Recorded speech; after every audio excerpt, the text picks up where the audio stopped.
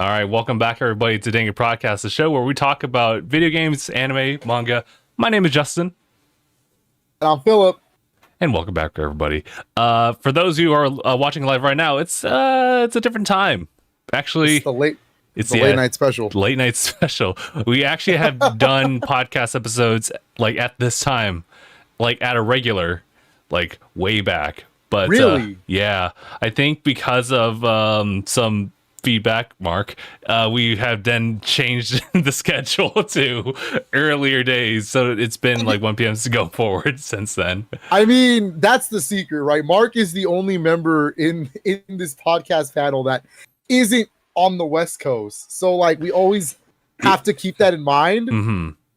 But like we also feel bad because we haven't done this for 2 weeks now. This is also true, so it's just like doubled up. I mean, look, we went to EVO 2024. You went to Comic-Con last weekend. I did, yes. So we were busy. Right. And all right, you know, it'd be nice if we could like get things like prepared in advance, but considering that we talk about like a lot of like just things just happening in the moment, it's kind of hard to kind of do that.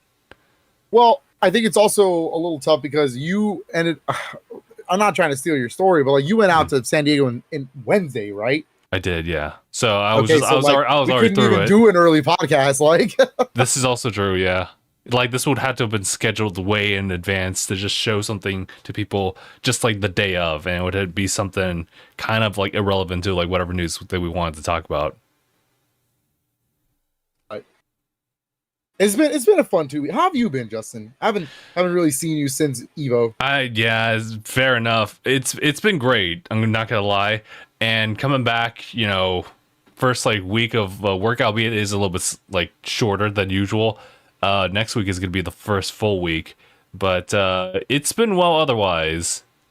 Yeah, it's just I don't typically take vacations, so I just had like a big long vacation, pretty much following after your long vacation. And it's just, I want to go back. Damn, I feel that. There's no, I there's feel no that beating around the hardcore, bush, bro. I feel that hardcore, bro. Yeah, I and I are talking about the plans for TwitchCon, and it's like, damn, that's September. I have a whole other month. I was even looking up stuff. September. Yeah, it's September, and I was What looking day? at conventions like in August. There's nothing I was really interested in, but yeah, I was looking at that. It's What like day the in September? 19th. Yeah, it starts like on the 9th. Oh my god! Or rather, check in. The week after we do the Green Day concert, that's crazy. Yeah. Oh. Granted, you forgot, huh? I forgot about that for a hot minute. But granted, that's a solid evening, if not a morning of like hangovers for other people. But like, yeah. Yeah, but it's super wild. Yeah. Coheed and Cambria is performing the day before on Friday, and I was really tempted to yeah, you were telling me about that. 2 concerts back to back, but I don't know, man. I'm 30 and I feel like I'm 60, so you'd have to go to that concert and immediately sleep. And you know, whatever the commute is for like the following concert, just take that like moment to sleep. Well, we'll be seeing Green Day. It'll be our first time at SoFi, so that's pretty cool. That's cool. It's been a hot minute since I've been to a concert too. I've never been to SoFi Stadium, so like that's the newest like football stadium around here. Oh, cool. Okay. So I'm excited to go see it or to see the stadium. I got to see Allegiant when we saw Chili Peppers last year. That was cool. Oh, got it. Yeah, and I that was a blast too. So. Mm-hmm. But yeah, Phil, I guess considering the fact that we've been missing a couple of weeks for the pod, I guess we're gonna catch people up on like what we've been up to. I guess starting with EVO, unless there's anything else you would like to bring up prior to that. I mean, do you want to just do the pickups real quick now? I guess so. Yeah, that was a very interesting situation actually, because the game that came out, just came out the day that we were actually supposed to go out for EVO. So yes, unless you had somebody to like pick up your like thing, then otherwise you have to like contact GameStop in this case to hold your pre-order for said game for when you come back. Thankfully, there was no issues on my end, so everything worked out on that front. Definitely no issues on my end. I was able to get it Wednesday.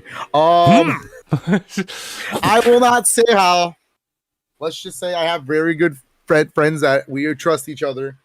So we're not gonna reveal the sources, but Very well. let's just say I was able to pick up my copy. But we'll get to that in a minute. But Sure. do you want me to go first? Since I, for once in this entire podcast list, I have the least amount of pickups. Okay. All right. It's the first time. It's been a while. And I did have a limited run order on the way. But it's not here yet. So I guess by next week we'll talk about it. Sure. Okay. Yeah. It's dumb too. It should have been here, but like, okay, they take so damn long to They send really out. do, and I got something to say about that. But when I can, like later on. Yeah. But anyways, I only got 2 pickups. One was kind of on the fly. I wasn't even like planning to pick this up, but I saw it there. We had a 25% off coupon at GameStop, and I was like, well, I don't have a way to play this, so I got to get this because you and Anaya have done nothing but like talk about this game for a little bit, and I've seen it in a lot of Tanuki videos, and I was like, man, I just want to play it so bad, and I finally got a copy. But yeah, boy, Bomb Rush Cyberpunk is fire, dude. Let's go. This game is fire. I knew I was gonna love this game. I love Jet Set Radio and Jet Set Radio Future. I will say this game does it right. It's not just a carbon copy trying to be Jet Set Radio. It really has its own unique ideas, its own unique like story and like vibes. Like it's got the same. I still feel at home because I'm playing like a Jet Set Radio style game, but it's got it way different vibes than those games. But the music, oh my god. Yeah. I could not believe how good the music is in that game. I'm a fool for waiting this long to play it, but this will be on my list of next to play because I really want to play this bad. I tried it out. It was very good. The Switch version, for people who don't know, runs 30 frames. But it does have an uncapped frame rate mode. You can literally toggle it, and for the most part, it's kind of stable. But I can see why 30 frames is the default. There are parts where it drops, but I also don't think it's like that crazy. All right, fair. I'm personally gonna just keep it to 30 frames. I'm used to Jet Set Radio being 30, so I don't know. Gotcha. That's me. And then obviously the big pickup within the last 2 weeks for me, and I'm assuming one for you as well. And I don't have the big box with me; it's back there, but I do have the case, and that is the Nintendo World Championships NES edition, which means we paid for the deluxe edition. Yeah, the big boy over here. We did it, and I still stand by the fact that this making me pay $60 to get a physical copy for a $30 game is unfortunate. Yeah. But God, the physical goodies are so good in this box. It's not even funny. True. They got me. Once I opened the box, all of those concerns vanished. Super duper vanished. I was like, God damn, they got me. Because oh my God, that gold NES cartridge, really cool. The art cards, pretty cool too. I kind of want to get frames for them and kind of put them around the game room. That'd be really cool.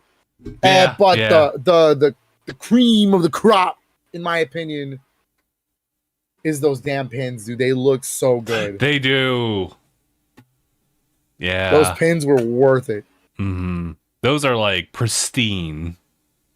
Those pins are really cool. And obviously having a physical copy of this game. So the game overall is really good. I like the game. I will say it's flawed in some parts. I do kind of wish there was leaderboards with my friends because I would like to see like I don't care about everybody else around the world. I want to play against my friends. And I understand we're not going to play online like that because they want like precise inputs. But like I would like to see your time on a game because we can both have an S rank, but that doesn't mean we're the same time. Right. So like that, I want to challenge myself and do that. I hope that gets added in the future. That sounds like just something they could add in a patch. I agree. Yeah, that's something they could easily do. Yeah, I did also just want to tell everybody I beat the game. I 100%ed the game. Okay. All right. I guess almost 100%. Next week is the next challenge, like competition. I got to beat the gold division to get the last pin. But other than that, I don't have all the player icons yet, but that's not fair. It costs like the in-game coins, so I just have to keep playing and unlocking everything. Okay. Yeah, but actually, S ranking every challenge in the game, I did it.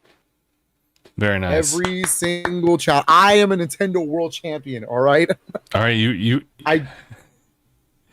Every time did you got it. yours revoked, you've redeemed it. That's it. I used an actual NES control, like the NSO controller. Oh yeah, it was cool. It was really cool to play. Is that like that. sale still going, by the way? I don't know.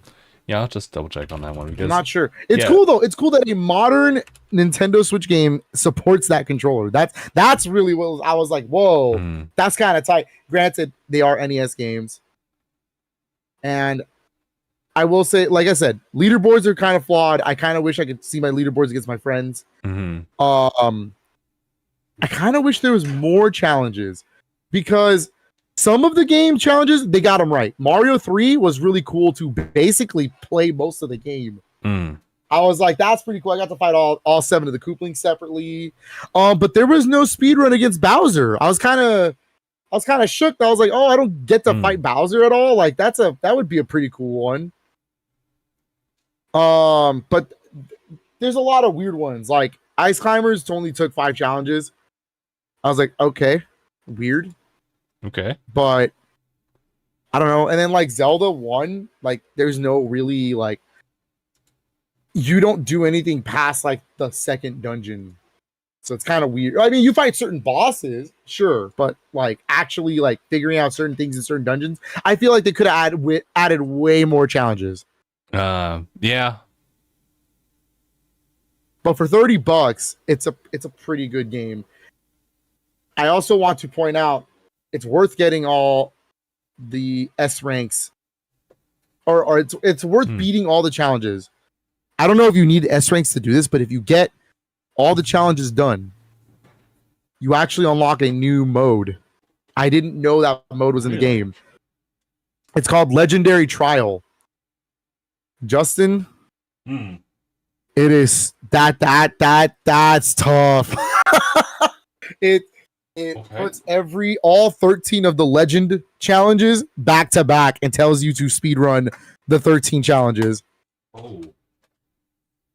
And so for anybody unfamiliar, the legend challenge is the hardest challenge in the game. Each game only has one that represents like something crazy that you have to do. So like Mario 1 literally asks you to beat the game from front to back using war pipes. Right. So theoretically, it's only 8 levels. You go 1-1, 1-2, war pipe, 4-1, 4-2, war pipe, and then 8-1 all the way to 8-4, and then you call it a day. I think, but that's the kind of stuff this game asks you to do. Mario 3, it asks you to beat World 1. Simple. But there's like tricks to it. So every Legends challenge has a classified information that they kind of stylize like an old Nintendo Power magazine, which is really cool. And it teaches you certain tricks and stuff. When I tell you, Justin, that I had the hardest time fighting my muscle memory in Mario 3, because I thought to myself when they said, oh, try to get the wrong set of items so you don't get fireworks. Oh. And I was like, why would I want that? And I stopped and I go, because it's wasting time. Oh my God. And so I had to sit there and not dash at that like exit every time. Interesting. Yeah. Okay. I also do want to say Nintendo, it's kind of BS that you don't let me use like shortcuts. The shortcut says, like, actually, can you explain? Mario 3, there's 2 ways to beat the fortress level, right? The first time you encounter Boom Boom, it's easy. You either go straight to Boom Boom, you beat him, or you can clear the level by getting the magic flute. I was like, well, the magic flute's faster. It's right above you in the first area. Nope. The game will rewind you because that's not the route they wanted you to take. Ooh. And that's kind of weird because I'm sitting here going like, well, that's built into the game. I don't know why that wouldn't be a viable option. Mm-hmm. But there is a specific route Nintendo wants you to take, I guess, for competition wise. All right. That kind of stuff. I was trying to use warp pipes for certain things in Mario 1. Nope. Can't do that. Disqualified. Yeah. No, the legend challenges were kind of scary. They're like back to back like that. It's kind of scary. I feel that. And so I S ranked that too, because that's its own ranking. That is its own separate ranking. And I was like, oh God. I've got it down to 17 minutes. Oh, like the entire like legendary run? Yeah. Wow. That 17 minutes of just locking in and getting things done right. The Mario 1 Legend Challenge is the longest, I believe. I think it goes for like I got an S rank at 6 minutes and 30 seconds. Huh. All right. So that is the longest challenge in the game. But it's good. I liked it. That's good to hear. I recommend it.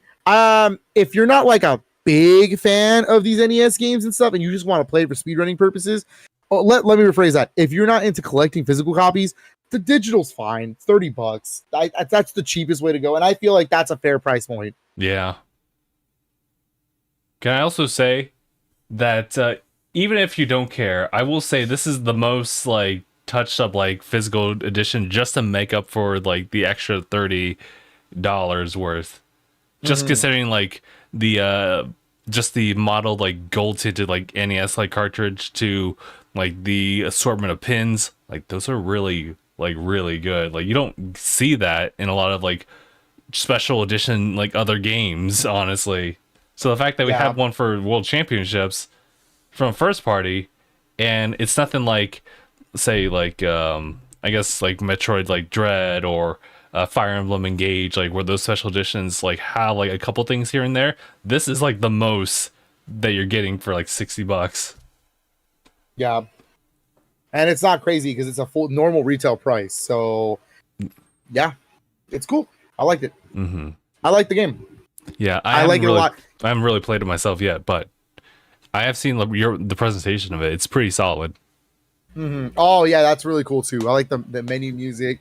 I love that the game tells you might not have even been born before some of these games were made. Like, that's funny. I mean, you're right. Because I also have to tell myself, you know, this isn't just for like people like me, a Nintendo fan, right? Like, there's going to be people who are experiencing these games for the first time. So I have to really sit to myself, okay, I get it, you know? And as long as you have that mindset, it's pretty cool. Oh, one more thing before you go into your pickups. I'm sorry. Sure. I want to specify how mind-blowing it is. And it's so dumb. It shouldn't even be a thing in this game. But okay, Nintendo, that's really cool. You're able to, when you're playing your online profile, you can pick like a quote. It's like, I put mine as retro game collector and it looks really cool, whatever. But there's this really cool thing. It lets you pick your favorite NES game. Now, I was under the assumption that it was only out of the 13 games on the list. No. That little section allows you to pick, and I mean it, every single NES or licensed NES/Famicom game that ever existed. And I mean it. Like impressive, DuckTales is on that list. Freaking Fester's Quest, this is a garbage game, is on that list. I'm gonna bully anybody who has Dr. Jekyll and Mr. Hyde. That game sucks. But I will totally be really cool with you if your favorite game is Gimmick. That's a tight game. But yeah, it has everything from the European like PAL versions. It has, you can literally choose Famicom games, so you'd have to learn how to read Japanese, but they're there. I was like, that is so cool and detailed. Justin, you can put Mega Man 6. You can do it. The righteous choice. It is on the list. I could not believe my eyes. I was like, dude, they literally got everything. The Disney games, the weird like licensed games like Terminator and all this other crazy, like, what the hell? Like, where did this come from? I wish they had images. That would have been so cool, but I think that would have required licensing instead of just text. Mm-hmm. So that was really cool. I'm basic. My favorite game of all time is Mario 3. So like, I'm sorry, but it's really cool. I gotcha. I see. Good shouts How to chat. Get good, Seppi. I don't know what you want me to tell you. What was that guy like on TikTok? Was like, okay. Sorry, my dog wanted in. Oh, fair enough. He's a good boy. He is a good boy. He's a good boy. Yeah, no, it's good. That was a really cool feature. I did not expect to see that. That's very nice. Like, that's really cool. So like, it gives me hope that when we see an SNES edition one day, hopefully, I really hope that's the case. That'd be cool. Yeah. Well, the name Nintendo World Championships NES edition kind of implies that this is like the beginning of a series, right? There can always be a Game Boy edition. There can be a a SNES edition. I feel like that'd be really cool way, like a cool way to do this. I like the idea of it. Yeah, like that. Like, imagine having to do challenges in Mario World and Zelda Link to the Past and Yoshi's Island and Star Fox. Like, that'd be kind of sick. And then like the list of games would be crazy. Dog, you'd be able to choose Shaq Fu as your favorite SNES game, and no one can stop you. No one. I like it. As it must be. As it was written in the stones. As intended by Nintendo developers. Oh my god. I appreciate it. But yeah, no, that it's pretty cool. I'm a nerd and a big Nintendo nerd. So NES games, I grew up. It's weird because even though I'm from the N64 era of gaming, I grew up with NES games. Like, they were my dad's stuff, and so I played all that stuff while I was playing my N64. It's really Super Nintendo I didn't get into more until I was later, like older. But yes, I played a lot of NES games, so I'm very familiar with the library. I have kind of a similar background, but I had like less attachments to the listings of like NES games that my dad actually had prior to me getting introduced to that collection. And yeah, first game was Mega Man 6, and that was the one that I just got like attached to. Nothing really else as far as the other like lineup, but could still play them. Yeah, but my first game was Mario 3, which is why I have such a strong attachment to it. That's fair. I mean, there's pictures of me when I was a baby holding an NES remote with my cousin, my cousin's a lot older than me, and she was like playing it with me. Like, we were playing Mario 3 together. Oh, that's cute. It made me who I am. So blame her. That's all I gotta say. God, do you have like that photo actually? It's somewhere. I don't know if I have it here. I'd have to go to my parents' house somewhere. Gotcha. I was gonna wonder, like, what if you just recreated that? Oh my god, I actually did this once. So I did this with my cousin's daughter. She was a baby, but instead of Mario 3, we were actually playing Sunshine. We were playing a GameCube controller, and it was Sunshine. Oh, okay. It actually was kind of unintentional. I wasn't trying to recreate it, but she was already sitting there like with me, and I was playing the game, and I was like, hold on a minute. Hold on a minute. Yeah, I'm the fun uncle. Everybody likes to play games. That's good. That's good. Man, my goddaughter right now really likes Mario Wonder because she was like, because it's kind of easy to play through. So she's like, yeah, we were playing Mario Wonder and it was fun. She also likes Mario Kart. She's on the right path. She's on the right path. Yeah. I got a little scared at first because I was showing her Sonic Mania and she was really into that. And I was like, oh no, what have I done? What have I done? What have I done? She can't be a Sega fan. No, no, this isn't happening. No, the real crime is to let her embrace it with her homies. The real crime would be to let her embrace it with her homies. Oh no. But no. She likes both. I think she's just really into both Mario and Sonic. I think she likes the platformers then. This is good. This is the good training. Yeah. This is the right timeline.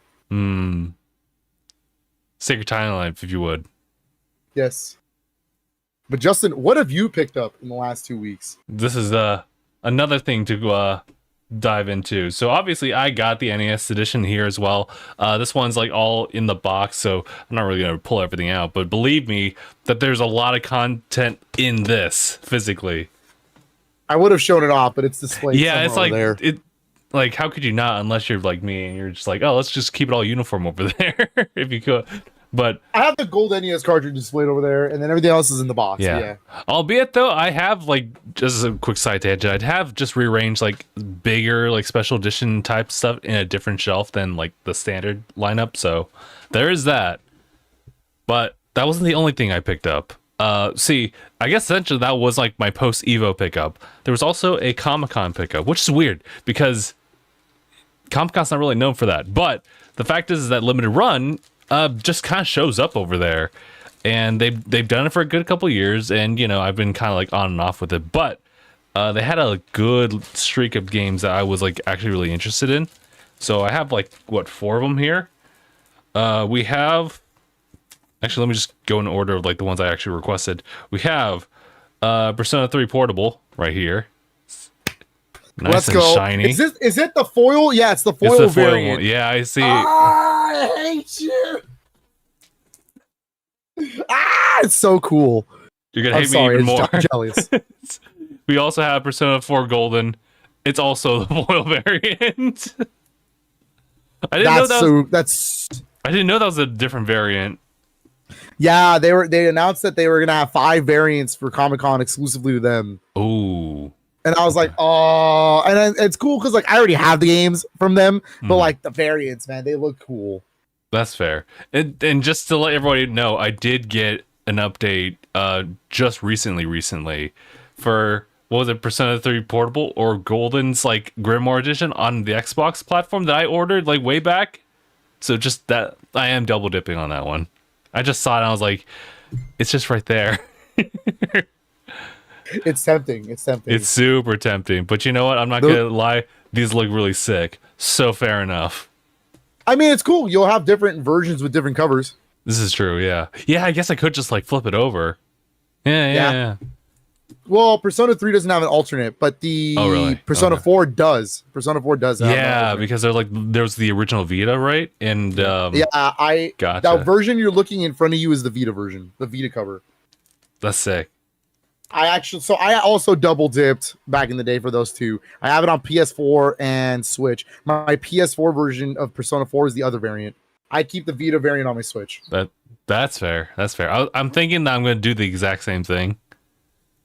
Okay, so these other two. We got RZ, which actually I wasn't sure I was going to get this one or like this game at all. But considering that like it pretty much like stems and has a lot of like roots towards like just kind of the one of Gamelon and other like 2D like Zeldas that were just done like in this style. I was curious, so I decided to do it. It's basically yeah. What if those CDI Zelda games were good? That's what I'm hearing. Yeah, and I heard it's really good. It captures the CDI style really well, and it's just fun to play. I'm kind of even more jealous of you, more than the Persona games, to be honest. Mm-hmm. So I have that pre-ordered. It's not in my hands yet.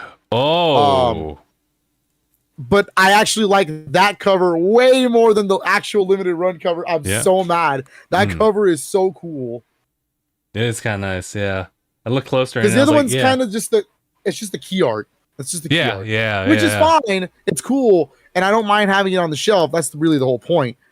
But oh my god, it's so good.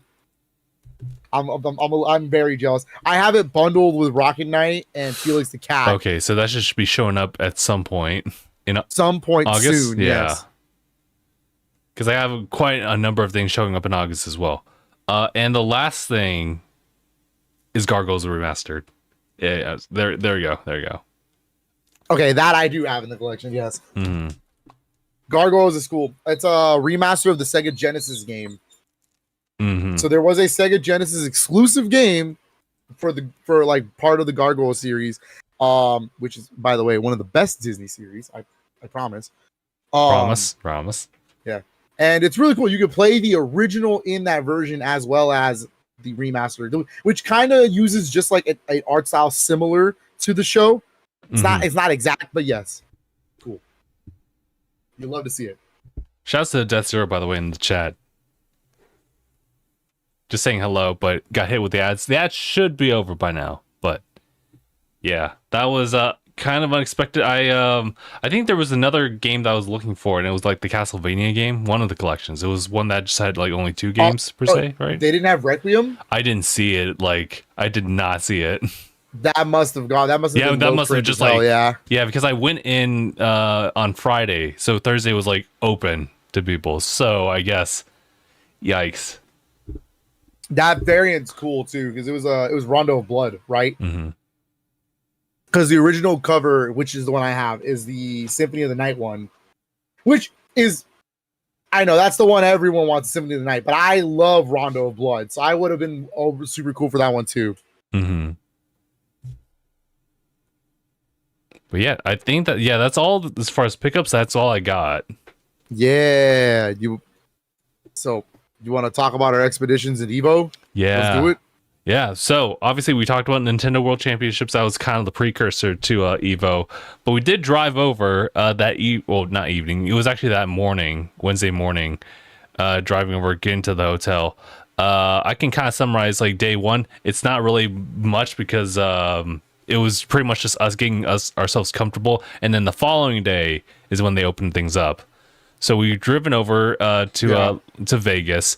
We were trying to check into our hotel, but we actually showed up early. So we decided to take a detour. And I had proposed, and we went to the One Piece Cafe.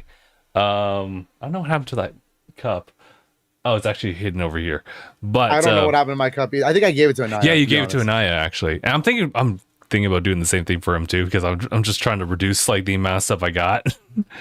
But yeah, that was actually really cool, I gotta say. The vibes were cool in there. Yeah, it was really cool, especially since a lot of people are going in there are doing Evo as well, so it was just easy conversations. And so, like, just to jump the gun real quick, like I haven't been to Evo since 2019, so that was really cool to sit down. We're just eating and then immediately just talking to people about Evo and different fighting games, and everyone. We're not even close to the convention center, mind you. True. We're in a separate location, but everyone there had Evo badges. They had all just picked up. We were going to do that later in the day. Mm-hmm. And we're all just talking about fighting games. Tekken was brought up. There's Street Fighter being brought up on the side. Garo, Mark of the Wolves was brought up somewhere. True. And it hit me again. I remember why I love Evo so much. Because it's that idea that we're all just fighting game fans, and you can literally walk up to anybody and just start an entire conversation on why you loved, I don't know. I like just bring up Street Fighter Alpha 3, and I promise you will have a conversation, or someone will be like, well, they got an Alpha 3 machine right there. You want just run some sets? Hell yeah, dude. And that's what it was. It was super cool. And we hadn't even gone to Evo yet. Like, right. It's cool. It's cool when you are just part of a community that just knows. They just know what's going on, and they're just. It's different because like when you talk to like just random people, you don't know like where their background is. They might have a handling in video games. They might even like heard of like certain shows and whatnot, but it's like, in this case, you just know. Yeah, it's just it's the FGC, man. Yeah, we might be some big old nerds, but sure. We like our fighting games, whether we're casuals at it or we're really really well versed in it. Mm-hmm. We're all talking about the same thing, and that's really cool. It is really cool. I will say, I've now gone to like a couple like video game conventions nowadays. Now having known like you and I just hanging out with you guys and just going to these different places. Death Zero actually brought up like the whole collector's edition for Persona 3, and it was just weird that limited run again was like over at Comic-Con instead of like some other place. Oh, I guess Evo wouldn't. Expo, that's so weird. Yeah. And I guess Evo doesn't really work out unless it is a fighting game that they got going on. But I guess that's all I really wanted to add on to that. It was just kind of weird.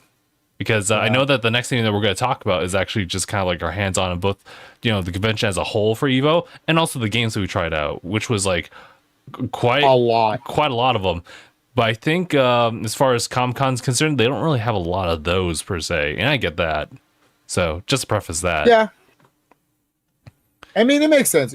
Comic-Con is not video games. Well, for the most part. For right? the most part, Like, I think they've definitely like bridged that, but it's definitely more over like, you know, Marvel and, you know, DC and just, you know, AMC. Well, yeah, AMC actually showed up there, but it was like just all other streaming services and whatnot. Yeah, real quick, Death Zero. Yeah, they're taking a long time for that collector's edition. It's and you're crazy. talking about just Persona 3. I also know you got Persona 4. So, yeah, crazy. It's rough out there. Hopefully it shows up soon, yeah. But yeah, we picked up our badges that day. Mm-hmm. We went back to the hotels. We tried to set up the whole thing. I'm so sad. So here's the fun thing. Our TV, like, had an input for HDMI. It was one of those TVs where it was open. So I was like, oh hell yeah. I was like, let's plug in the switch. Let's run some sets. I had brought a bunch of fighting games. I was like, let's do this. Let's run some sets. Ready to go. Nope. Nah, that TV was not letting me play that HDMI. Mind you, Justin, that same dock that we were thinking, oh, maybe it doesn't work. It's right here. Look at that green light. I see it. Because I have my Switch on in front of me. It was the TV. It's that like TV's like HDMI. It was just so busted. And you know, it's weird because Anai's worked and it was a completely different TV. We were definitely balling on a budget over there. And yeah, we were. Yeah, but on the bright side, I did bring my Steam Deck for just a little bit, and that just kind of helped tickle like Phil's fancy over there with his fight stick. Oh, that was so cool. So I brought an adapter, and I didn't think that adapter and hub was gonna work to the setup for the Steam Deck. And dog, I was playing Tekken 8 on his Steam Deck screen at 60 frames with my fight stick. It was incredible. We literally could have brought that to Evo, propped it up, and just start running sets with people. And I promise you, it would have been the same experience. That is the wildest thing in the world. Yeah, it's really interesting when, you know, I think you look at like the Switch in this case, and you can see that like that has a lot of potential like during this type of like convention. And you can now do the same thing with the Steam Deck. Albeit though, Evo is nice. They have a lot of like setups for you to just like run anything. So it's really cool. Free play, yep. Mm-hmm. But you really could just run sets like anywhere. It's super cool for that. Also, yeah, there's that big old fight stick. A big old fight stick I lugged around with me most of day one. Yeah, I love it. It was fun. It's fun getting to use it again. That's really what it was like. I haven't been training like my fighting game skills at all in a long time. But like getting to play again, man, I just want to go back into it. Like I got home from Evo and I started playing Street Fighter 6. And I was like, I gotta get back into it. I gotcha. It's been too long. Street Fighter 6 and KOF 15, I was going back and forth. I was like, man, what a time. What a time. Oh, and Guilty Gear, especially Guilty Gear. I've been really into Guilty Gear lately. So it's good. That's good stuff, dog.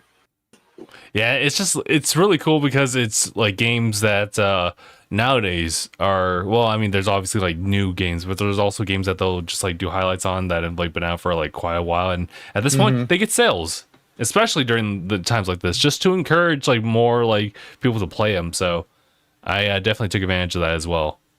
But we did that, and then we were like, you know what? Let's go to get dinner and stuff like that. Yeah, and we ended up going to the Strip because thankfully we were not far. We weren't far from the convention center. It was like a 10-minute walk. It was 10 to 15 minutes walk to the convention center where we were at. We went up, and the monorail was right in between that, so it was only like 7-minute walk. So we were able to take the monorail from the convention center area to the Strip, and we got to do what they didn't get to do last year, is get to Gordon Ramsay burger. We did it. Yeah, it did bring up a lot of like nice like funny jokes here and there, but we were able to finally sit down and like try out Gordon Ramsay burger, and I do not regret that. That was a really good choice. That was a fire ass burger. It was expensive as hell, but it was a fire ass burger. Holy crap! That was really good. Doc, I got a sugar-free Red Bull, and it was the fanciest sugar-free Red Bull I'd ever had in my life. I was like, what the hell is this? They served it to me on the rocks and everything. I was like, what? Incredible. I like our desserts too. Oh my god, the Oreo creme brulee. Oh, thinking about it again makes me want to go back. Just get the creme brulee. I think that's gonna have to be a yearly tradition, or anytime we're there, anytime we're in Vegas. Yeah, maybe, but that we're gonna have to make sure we got big money for that. Yeah, our checks were all like $60 each a person. Yeah, I think we measured it up just right. That's pretty wild. I had to take that. I had to take Truffle the charge fries. on that. Ooh, and the dip for that one. Like the truffle dip. The truffle incredible. That's so dangerous because I literally just took the burger and dipped it there too. Disgusting. I would do it again. I will do it again. It was good. That was fun. We did that. We went back. I was like DEFCON 3, I think. Yeah. I was in Vegas. All right, I'm gonna drink. I don't know. That's like, right. Well, buy would drink. Yeah, and then Anaya and I shared a dank slushy. It is tradition.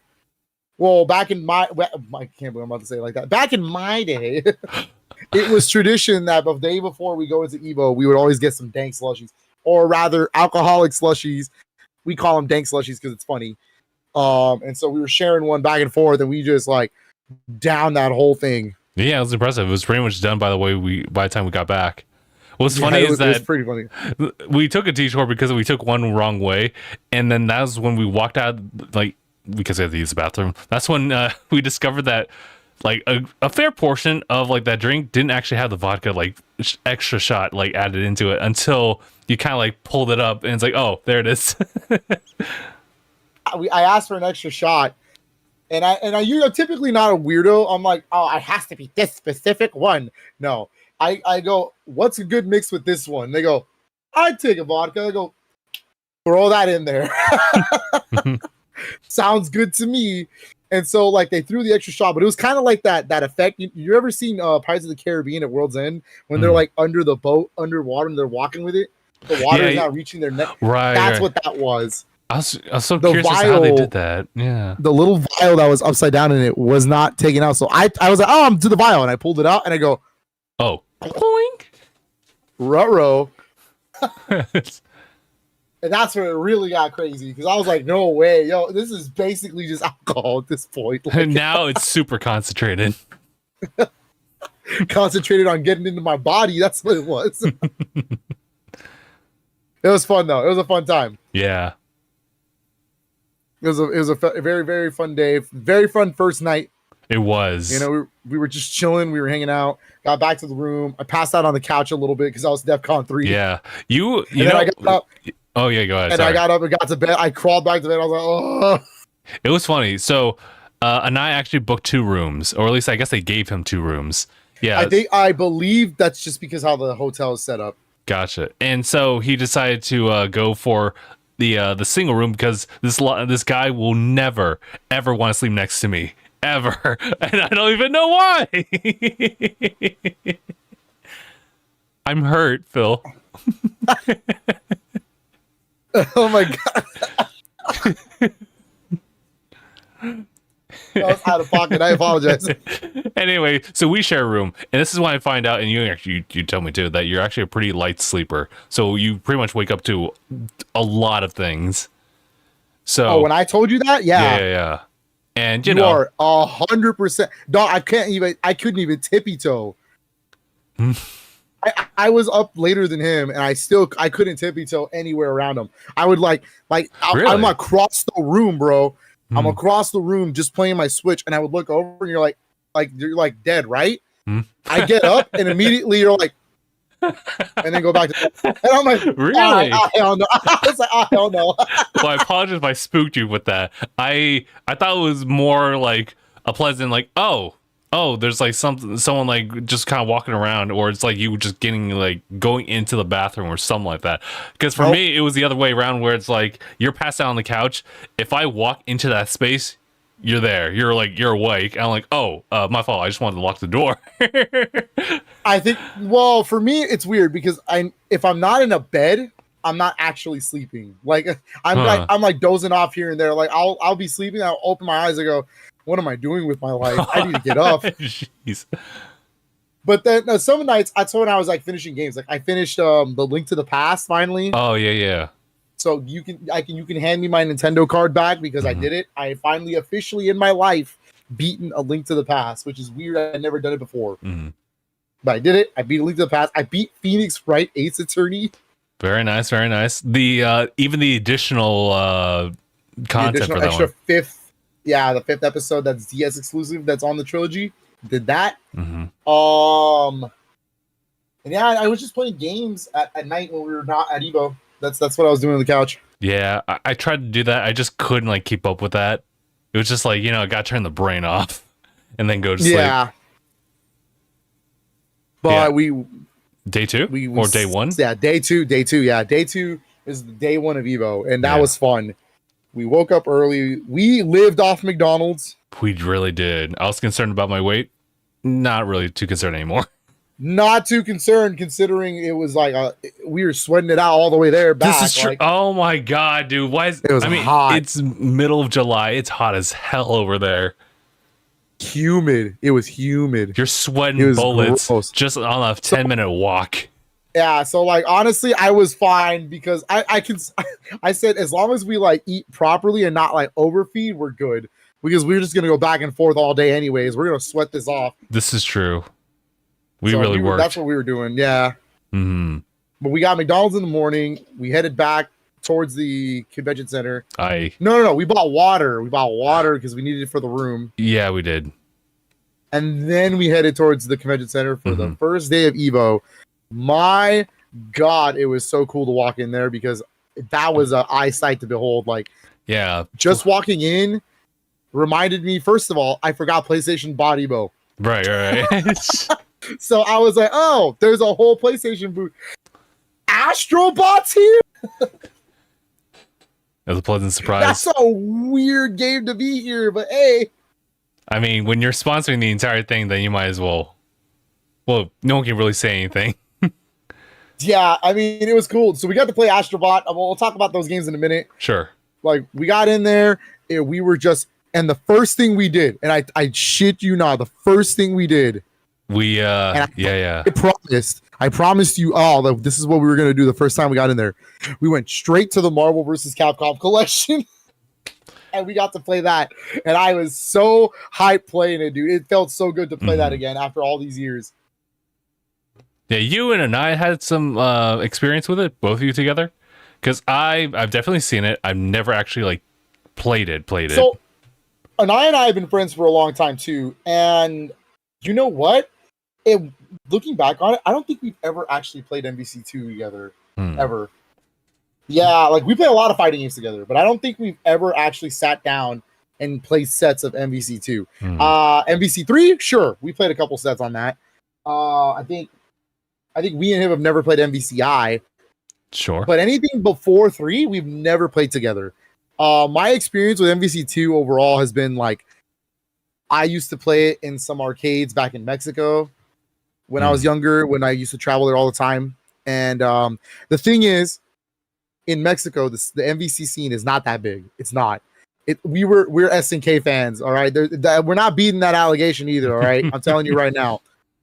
But we were SNK fans over there, so we were always playing King of Fighters, Fatal Fury, Samurai Showdown. That stuff was the prominent like fighting games in the arcades. But MVC2, there was always that one MVC2 machine that I would pop in there here and there. So that was fun.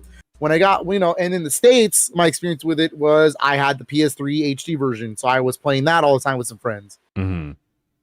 But Marvel vs. Capcom 2 never had a real proper arcade port where it's like arcade perfect. It never had one until now. So really cool to see it. We were playing it. It was fun. I ran a set with some dude first. I won that set. Very nice. I won that set, and then I saw you two playing. You lost your set, so I was like, "Yo, let me try to fight Anaya." Fair. And then I won that set. I put him in his place. Damn. it was, you know what? It still holds up. Still holds up. Yeah, it does. Yeah, it does. But we did that. We got to play Marvel for a little bit. I think we went to do something else. I think Anaya went to go do some free play, and you and I went to go get coffee and stuff. Maybe. Yeah. I'm a little hazy on it, but yes. Yeah, actually, let me see if I can like look into my feed in library. But we definitely just kind of like we hopped off of that and we were just kind of like looking around. I think we wanted to check out the arcade, right? Yeah, that's what we did. We went to go check out the arcade. You and Anaya were playing something, and then I ended up playing Magical Draw and almost. Oh yeah. You know, I was just checking it out, and I was playing the JoJo's Bizarre Adventure one. Oh, okay. So that was it. Me and him started playing JoJo's Bizarre Adventure. I kept winning because he didn't know how to play it, but I actually do have experience with that game a little bit, so I knew kind of the certain things. It's been a while though. But it's Kakyon. Okay. Kakyon was cool. And then I jumped over because I saw you playing a puzzle game, and I said, "Wait a minute, I think I know what puzzle game this is." And I saw it was Magical Draw 3, and I was like, "Yo, I love Magical Draw 3." I sat down, and on one credit, I almost beat the game. It's crazy. Yeah, these two machines are right next to each other, and I have like the image like pulled up right here. But yeah. Anaya was just looking at me for a while, and he was like, "How the hell are you playing this at an inhuman speed?" And I was like, "Dog, this is how you play the game.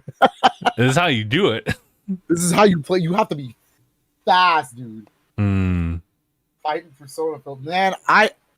Ever since I lose to Katrina, I get scared of fighting Persona 4 Arena Ultimax, dude. That's Katrina's fighting game. I can't do that. That's fair. Limited run. It's right there. Just release Persona 4 Ultimax physically for PS4 and Switch, please. I would double dip so fast. Like, I think that's in the cards one day. It's gotta be.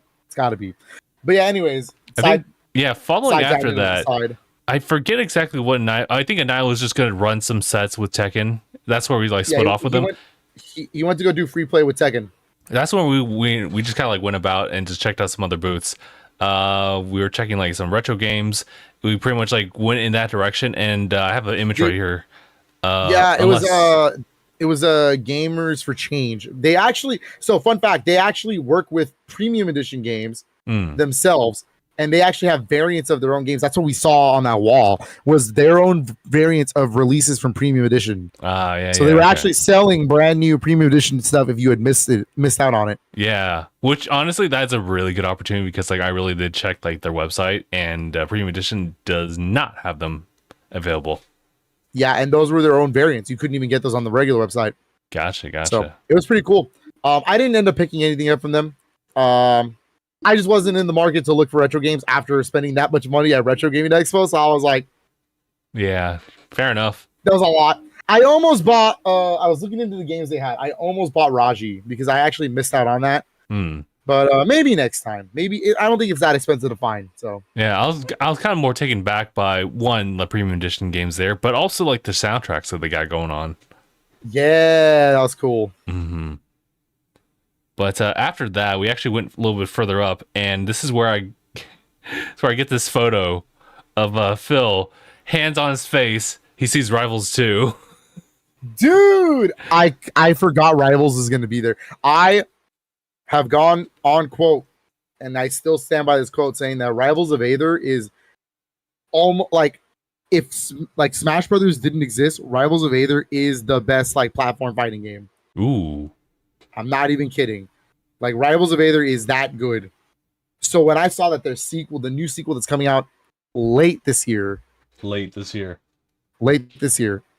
was there playable with GameCube control support, because I brought my GameCube controller, I was like, I gotta play it. I gotta play it. And it was really cool because we got sat down, and I think Justin was behind me or something, like watching and stuff. And the one of the developers that was there, was actually telling us right there, and then he goes, "Hey, keep your eyes out on the main stage today. We're gonna announce a new character, and that new character is going to be playable tomorrow at this booth." And I was like, "Oh my god, this is so cool." That's a good call. So we got to play Rivals 2, but I'll go more into that during game impressions. Yeah. Rivals 2 was super good though. I think at this point, that's when we checked out Astrobot and like played the demo. What a damn good game.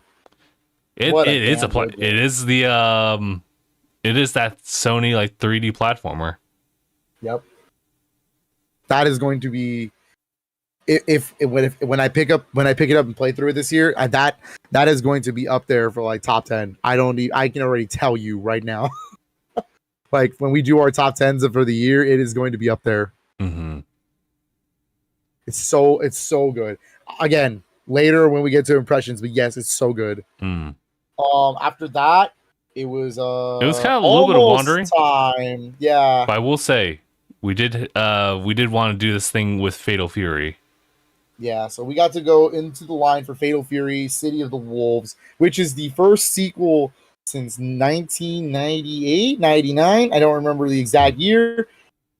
It's the sequel to Garo, Mark of the Wolves. So it is part of the actual Fatal Fury series, continuing the storyline. Really cool. I was like, that was a game for me. I really wanted to play it, and you could win these buttons. If you were able to win a 2 out of 3 match, or two people in a row, you were able to win a button. I did not. I lost. I was mad. But we waited in that long ass line. I almost missed this set, but we made it back. Yeah. We made it back on time.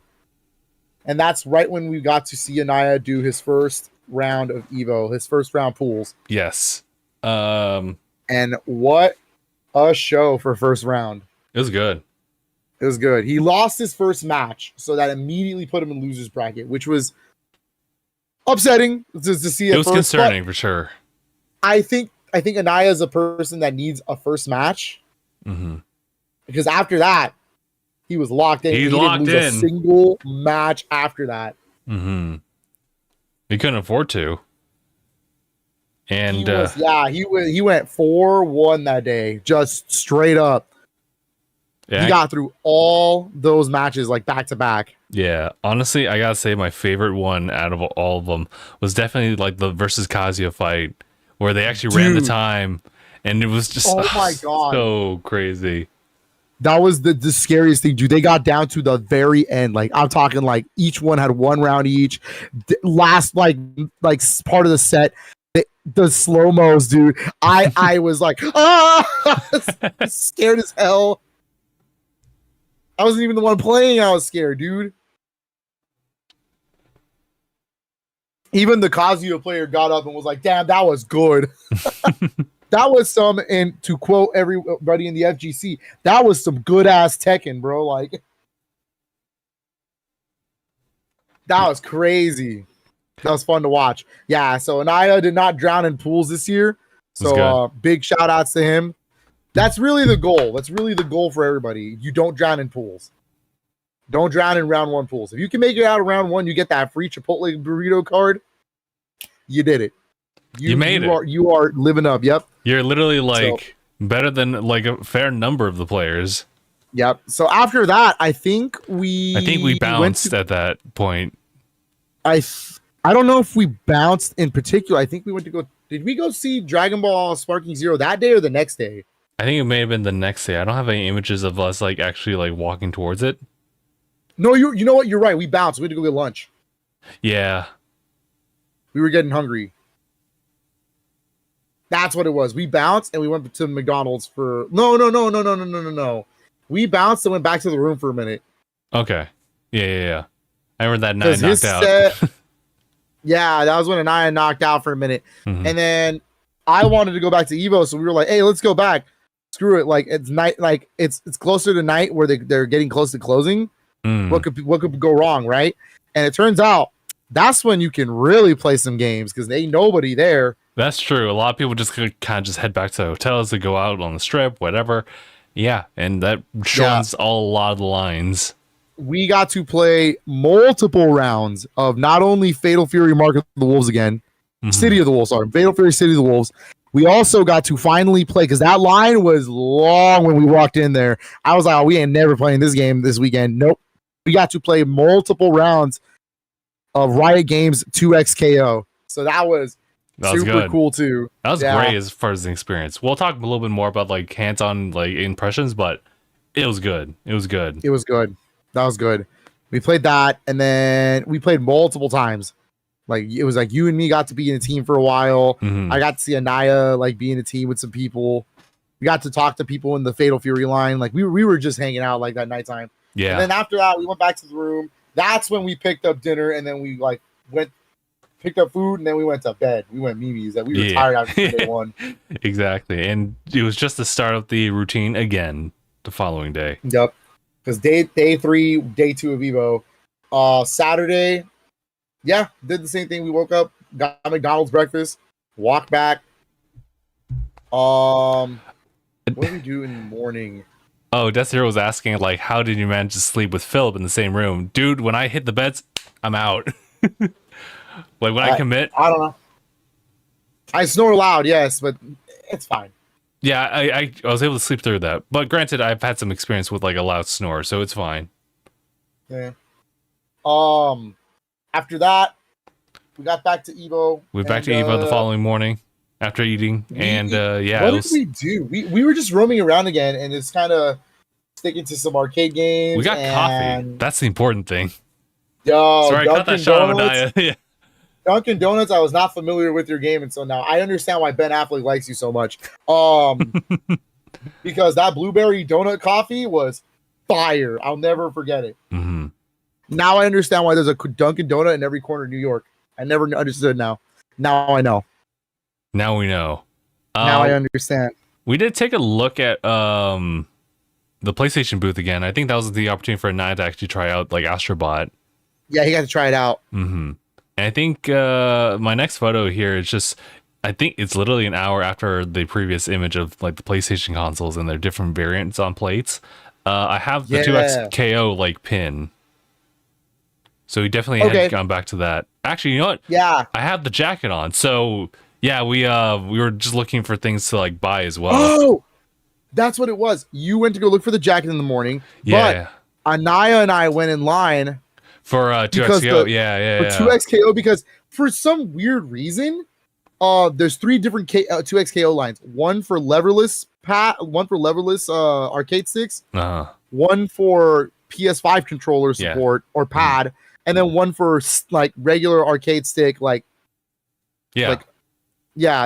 specific or lever stick. The lever line was dead empty, and I was like, "Well, I play lever, so I'm gonna go in that one." Yeah. So we got to play like 2 times. It was really cool, and that was fun. And that's when we finally got to actually experience getting the token, getting in line for the gacha machine to see which pin we get. I think I got Yatsuo, you got Braun, and we and trade. I was like, we traded. I was like, I'd rather get Yatsuo. That's fair. Yatsuo is indeed a menace, but yes. I actually really like Braum. Dead Zero said, I honestly forgot that PlayStation body mode. Me too. Until I walked in.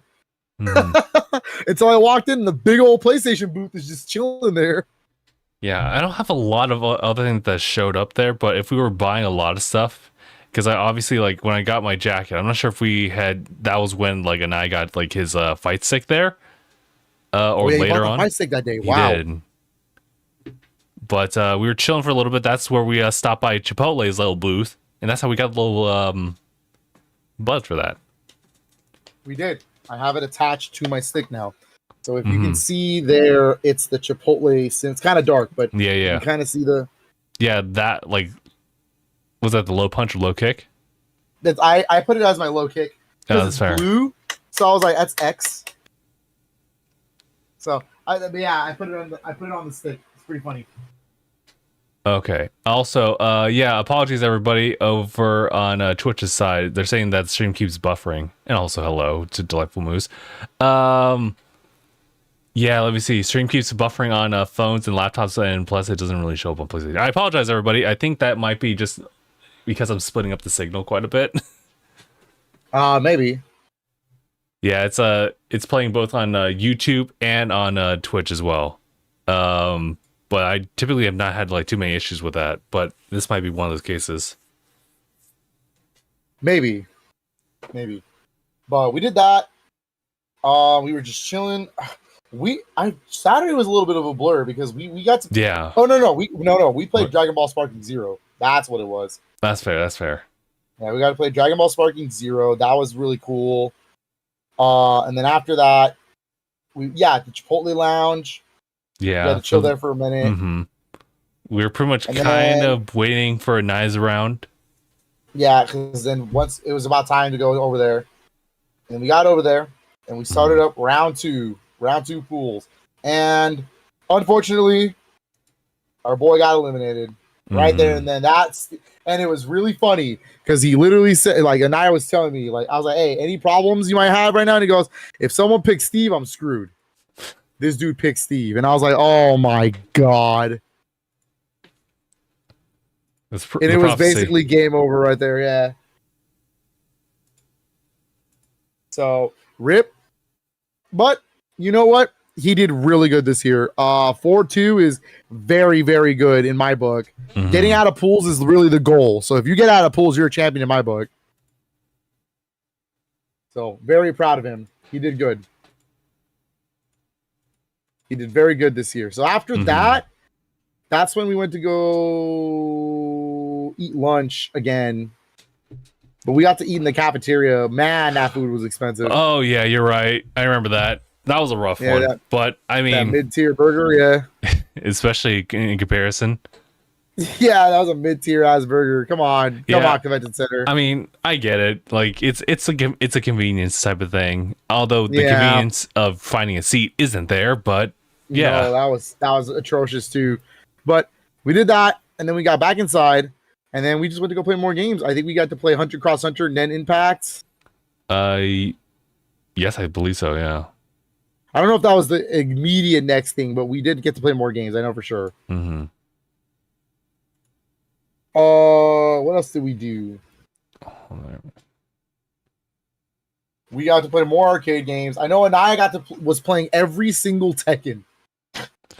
Dude, they had it all lined up. Yeah, he played Tekken 1 all the way to like 7. It was kind of wild. Mm-hmm.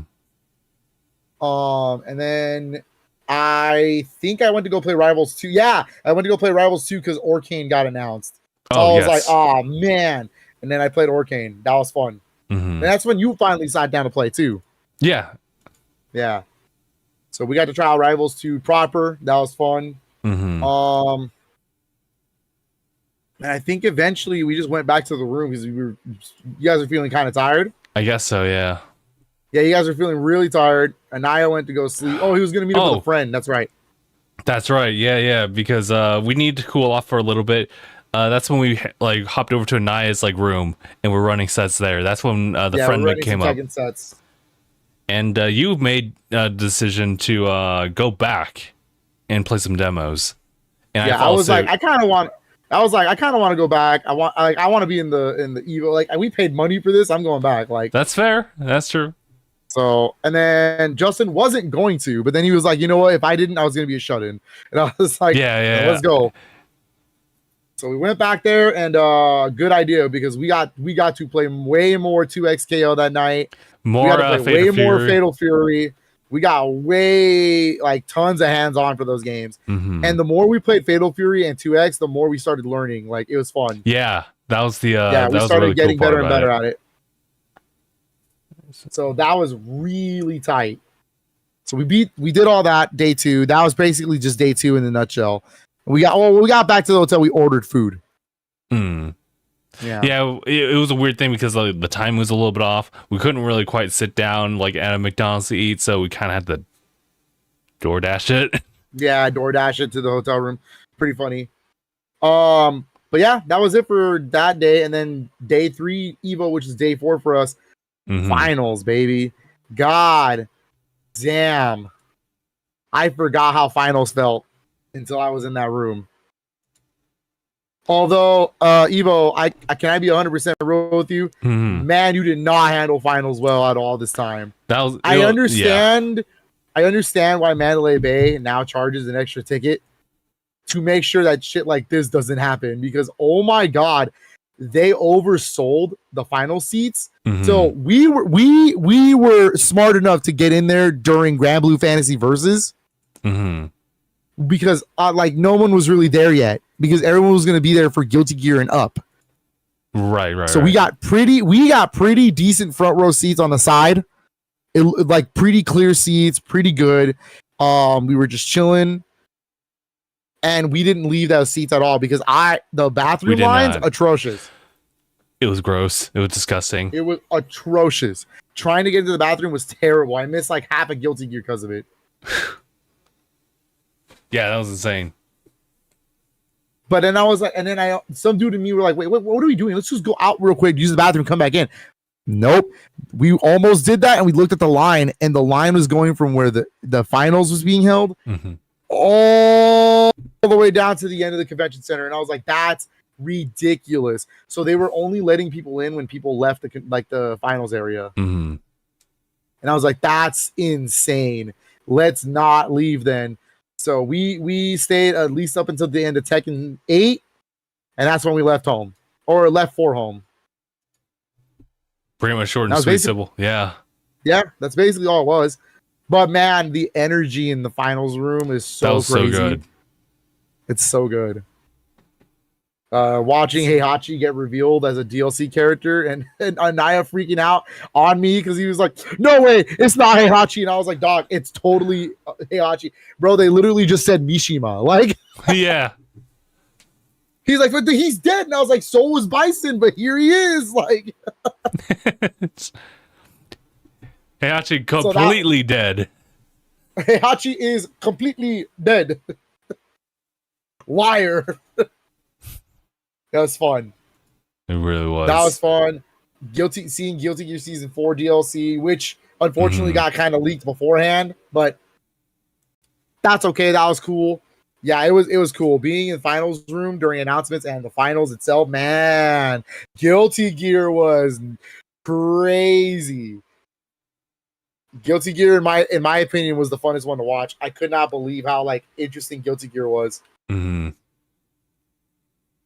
Yeah, I think honestly, Guilty Gear was like probably like the hypest moment, but I think Tekken also had like some good merits here and there. Oh yeah, Tekken 100% had some dank moments. Like, I guess my only downside, and this is kind of like a reflection on like how we'll do things going forward when it comes to Evo, if the possibility ever rises up, is to really just have a checkout checkout like the day after finals. So the thing is, traditionally, that's what we do. Well, when I went back in 2019, that's typically how we set up the vacation. We get there Thursday, the day before, we get batch pickup and everything. We hang out in Vegas, cool. Then we go to Evo the weekend, cool. The problem is that back then, it was at Mandalay Bay. So Mandalay Bay finals was the sports arena. So that's a separate ticket. So sometimes, for the most part, we didn't even buy the ticket. We were just like, you know what? We're going to use this as a Vegas day, like an actual, like, wake up in the morning and actually do Vegas.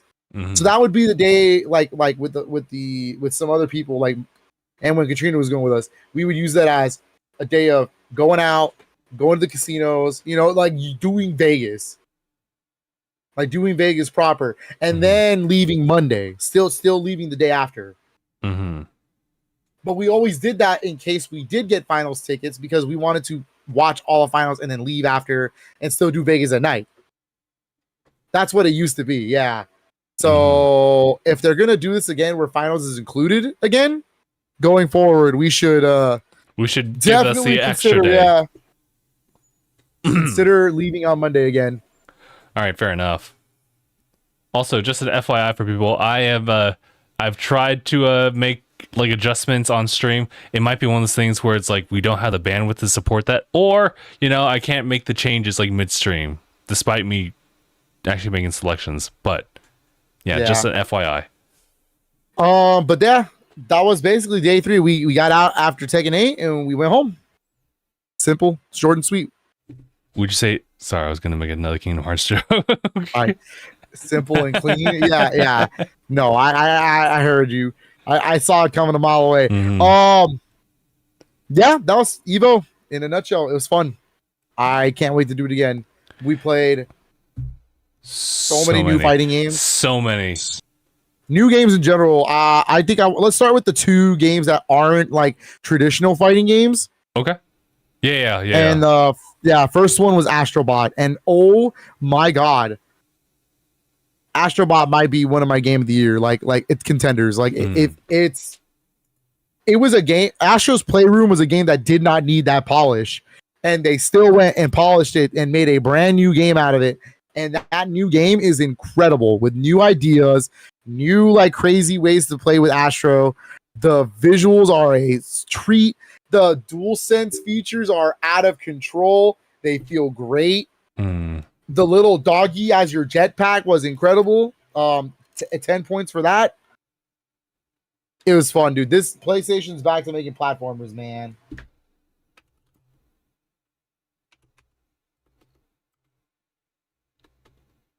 Sorry, I was trying to Read the chat. Yeah, well, not just that, Yeah. but I was also just trying to see what I can do. Unfortunately, me running multi-stream is like kind of like hit or miss. Like it works sometimes, but in this case, I'm seeing like drop frames like here and there, and it's telling me. It's telling me. Oh, is it because it's like it's also doing a recording? So it's like, oh yeah, I see. Oh, it's probably why. It's probably like really like adding to the bandwidth on like whether it be the graphics or the just the CPU itself. Okay.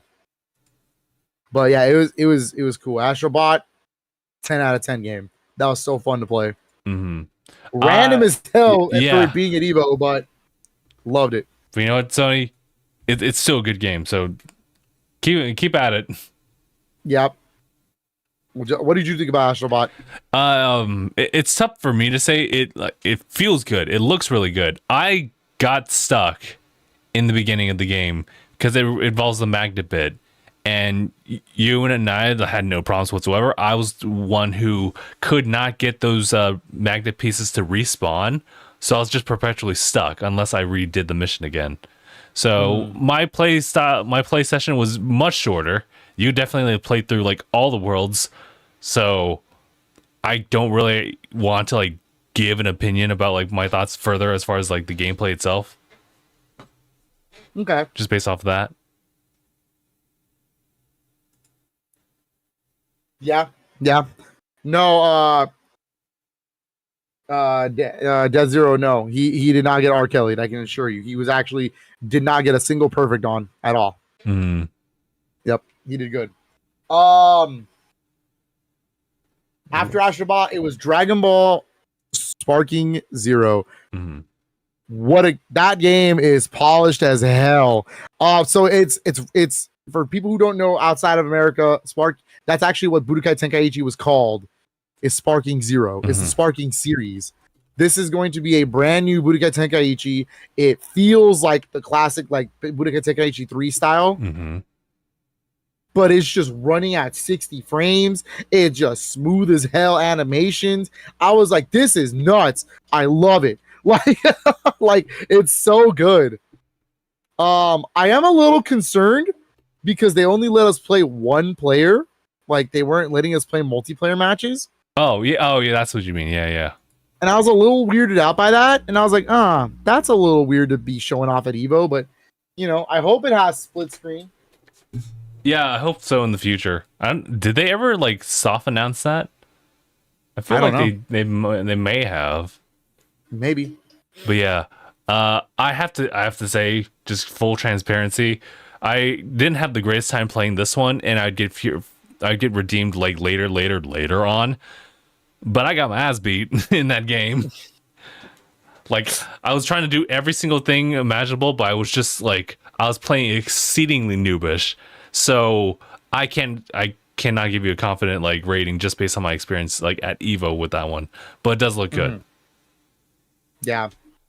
And then Marvel vs. Capcom collection, we can bring that up. Now that we're done with the two games that were not really like traditional fighting games, the rest of the games we played were competition worthy, like arcade style fighting games. And let's start with Marvel vs. Capcom collection. On my list, this was my third favorite game I played there. And let me keep it real with you, Chief. It's still as good as ever. Marvel vs. Capcom does not ages like fine wine, in my opinion. It's so good.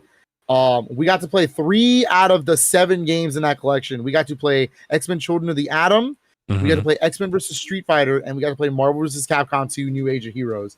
And yes, all three are so good. I actually have the least experience with X-Men Children of the Atom, so that was kind of cool to play for the first time. Okay. You can really see a lot of the Marvel like MVC rule set coming from it. You can really tell it's there. That was really fun to play. But we had the opportunity to play every version of that game. We played it on PlayStation 4 and the Switch version. It was so interesting that the Switch would actually make an appearance in some form, like in this PlayStation sponsored convention. Yeah, they set up a Switch booth just for that game, and we played it on that too. And it runs just as good. It's That's the nice. same. It was good. Man, I can't wait for that collection to actually be in my hands. For sure. Here, listen, everybody. I will go ahead. I'm going to stop the recording since I typically don't even use the recorded stuff for like uploading stuff. So let me see if that's going to help out with like stream quality on all fronts. So just FYI. Okay. Otherwise, the MVC like collection, super dope. I'll just give you the short of it. I got my ass beat here too, but that's because I have the people I'm like grouped up with for this. So yeah, that's all I'm going to say. Well, okay, but MVC is a game you're not familiar with, like play wise. Like Yeah. you're familiar with it, obviously, but you're not like. I've never like actually like dug into like combos and whatnot. Yeah. So I get it. I understand it.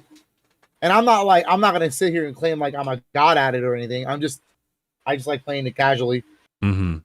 So I really liked it. It was fun. I can't wait to actually sit down again with it and play it. I see. Yeah, I typically always carry a Switch fighting game like collection in my case with me. I'm gonna change out Capcom Fighting Collection for Marvel when it comes out. MVC's carrying with me at all times, you know? I feel that. Yeah, you never know when you're gonna bust out MVC and just start playing that. It's a good one. Then I'll save the best two for last, in my opinion. All right. Rivals 2 was really good. I was a little taken back when I first played it on Friday that weekend. Because it's a lot slower than Rivals 1. I was like, wow, they really slowed down the gameplay. And it's basically more like Smash Brothers than it ever was. It's got shielding now. It's got ledge grabbing, which was not a thing in the original game. They got grabs, which was not in the original game. That was kind of wild to see. But you know what? When I played it on Saturday, that build with Orcane in it seems to be way more improved. We were pulling off faster combos. We were getting stuff done. It still has that really cool parry that Rivals 1 introduced on top of having a shield system. So you either can choose to parry and try to punish, or you can shield it and try to get through shield guards and stuff. So it's very rock, paper, scissors style in that matter, and it's very good. Man, does that game feel really good. I hope it comes to consoles eventually. Right now, it's confirmed for PC. 10 characters on the roster at launch. We did talk to the developer dude there. He was saying that like they're planning to try and add every original character from the first game. That's the goal. But like also, you know, they got to keep in mind funding and whatnot, so we'll see. Yeah. The guest characters will not return. So no Shovel Knight, no Ori. Sad. I'm sad by it. But you know, it's fine. That makes sense. I didn't even play those as my mains anyways, so it's fine. I'm excited. I'm excited to really play more of that. That's cool. I hope it does come to consoles later. What do you feel about Rivals 2? I felt like that was I didn't play like the first day that you got to try it out, but I gotta say, like honestly, like if you play Smash Bros before, it just clicks. So, you know, and I guess I played through like Rivals Aether before, so Rivals 2 was kind of like an easier transition as well. But otherwise, any type of platform like fighter that's anything akin to Smash Brothers, then you can easily pick this one up. And I felt like I did pretty decent, so yeah, I got no complaints about it. You beat me in a couple matches. Yeah. So this was fun. And then Hunter Cross Hunter Nen Impact. Oh yeah, that's right. Yeah, I'm gonna keep it real with you, Chief. That was probably my least favorite game we played there. And it's not because it was bad. I don't think any of the games we played were bad. That's actually quite the contrary. I think my problem is with that game is it's got an identity crisis, bro. Mm-hmm. Like, I understand that aiding is the one developing the game, Mm-hmm. and they're the ones who are responsible for helping Capcom make Tatsunoko versus Capcom and Marvel versus Capcom 3. Mm-hmm. And you can tell because that game basically is the Marvel versus Capcom 3 engine, just with Hunter x Hunter characters. Yeah. Yeah. So, like, I don't know. Like, I guess for me, I don't really have an attachment to Hunter x Hunter like that. So, if I was just going to play that style of game, I'll just play MVC3. I don't know. That's on me. Or Tatsunoko versus Capcom. I don't know. I get you. Honestly, like, it's an Arc Systems like game, so it has kind of like a flow to it, like even for someone who's like really new to it. So I think there's some promise. I think there's just a lot of things that they can improve on, whether that be like the stage design or I don't know, maybe there's something about like the combos like individually that you can kind of work on, because I feel like you can get a lot with like just like the tag team mechanic, but otherwise it feels kind of bare bonish if you're really thinking about like Arc System games. So I think needs some like improvements there. Yeah. I don't want to say it feels cheap. It feels like, but like the models are not well animated. Like I wish it was a little more polished. Mm-hmm. After that, we played. I think it's the big two next. Yeah, I think the big two we played, and I don't know which one of the two was your favorite, but I will talk about which one was our favorite after. Sure. But I think the big two that we played the most was 2XKO and Fatal Fury: City of the Wolves. Those were like the bangers. Like those were top tier. Holy crap, these are going to be really fun to watch competitively one day. And just playing it was so good. So 2XKO, right? It's the League of Legends fighting game that Riot's developing. It used to be called Project L when they announced it. And we got to finally play it. And here's the thing, guys. I'm not a League of Legends fan at all. But I do think the world around it's pretty cool. The characters are pretty cool. I just don't really care about the game. I don't really care for MOBAs like that. Mm-hmm. But when you put them into a fighting game and it's that polished, you got me. Like, you got me. I'm in. You got me. I'm in. Dude, what a game. It's very beginner friendly for fighting games. Because the combos and stuff like that are pretty easy to pull off. Plus, the inputs are Smash Brothers style. They're not like quarter circles and anything like that. It's all left special, right special. Oh, I see. And so it's a 6-button fighting game. So you have a low, medium, heavy, and you have a special 1, special 2, and assist button. And so if you're looking at a stick, right, it's really interesting because you can push special 1 or special 2 in different ways with different inputs, and you can do different specials and stuff. That's how you do it. Gotcha. Also, very good. Death Zero giving me the confirmation that things are working. Let's go. So it was definitely the recording. All right, got it. Oh, actually, I also had to like just adjust like the bit rate because I think it like just tanked, even though like I checked it like preemptively. So just had to like adjust it on the fly. No, yeah, it was good. 2XKO, fire. I played Ari exclusively. Like I did not try any other character. I found a character I liked. First round I ever played with her, I got bodied. I was like, oh my god. I feel so bad because the dude next to me was really dependent. Like he carried me for the most part. But then I played the second round because it was the best 2 out of 3. And I understood. I started getting combos in. And I go, okay, cool. They only let us play tag team, by the way. Yeah, unless you were just by yourself and they couldn't find you a partner. That's when we figured out like how further in, how you could actually like, work with the two team. Really play, yeah. Because that's sick. Tag team is a cool idea though, because in traditionally some fighting games, like for instance MVC2 on like Dreamcast or like some other versions of that game, have a tag team mode. However, it's never the partner that's not on the field being able to pull the assist. Yeah. And I think that's really cool in my opinion, because now you have to depend on your partner when they have to know when to pull assist out and help. They can't just pull. You can't just like pull it out willy-nilly and just go, all right, let's do it. Your partner has to be really focused on your combos and knowing when to pull your assist for that character out, which is a really cool strat. I like that. I like that a lot. Yeah. So it makes it a fun party fighting game as well. Honestly, like when it comes to 2XKO, I actually loved it because it was just because of like in this pool of like how a traditional fighting game is, like Riot's like take on it is like much more simplistic, has still like the genes like of a fighting game, but it's also just different. And yeah, I guess it's because of the like how I was able to just pick it up like pretty easily and just like whip out like crazy like combos.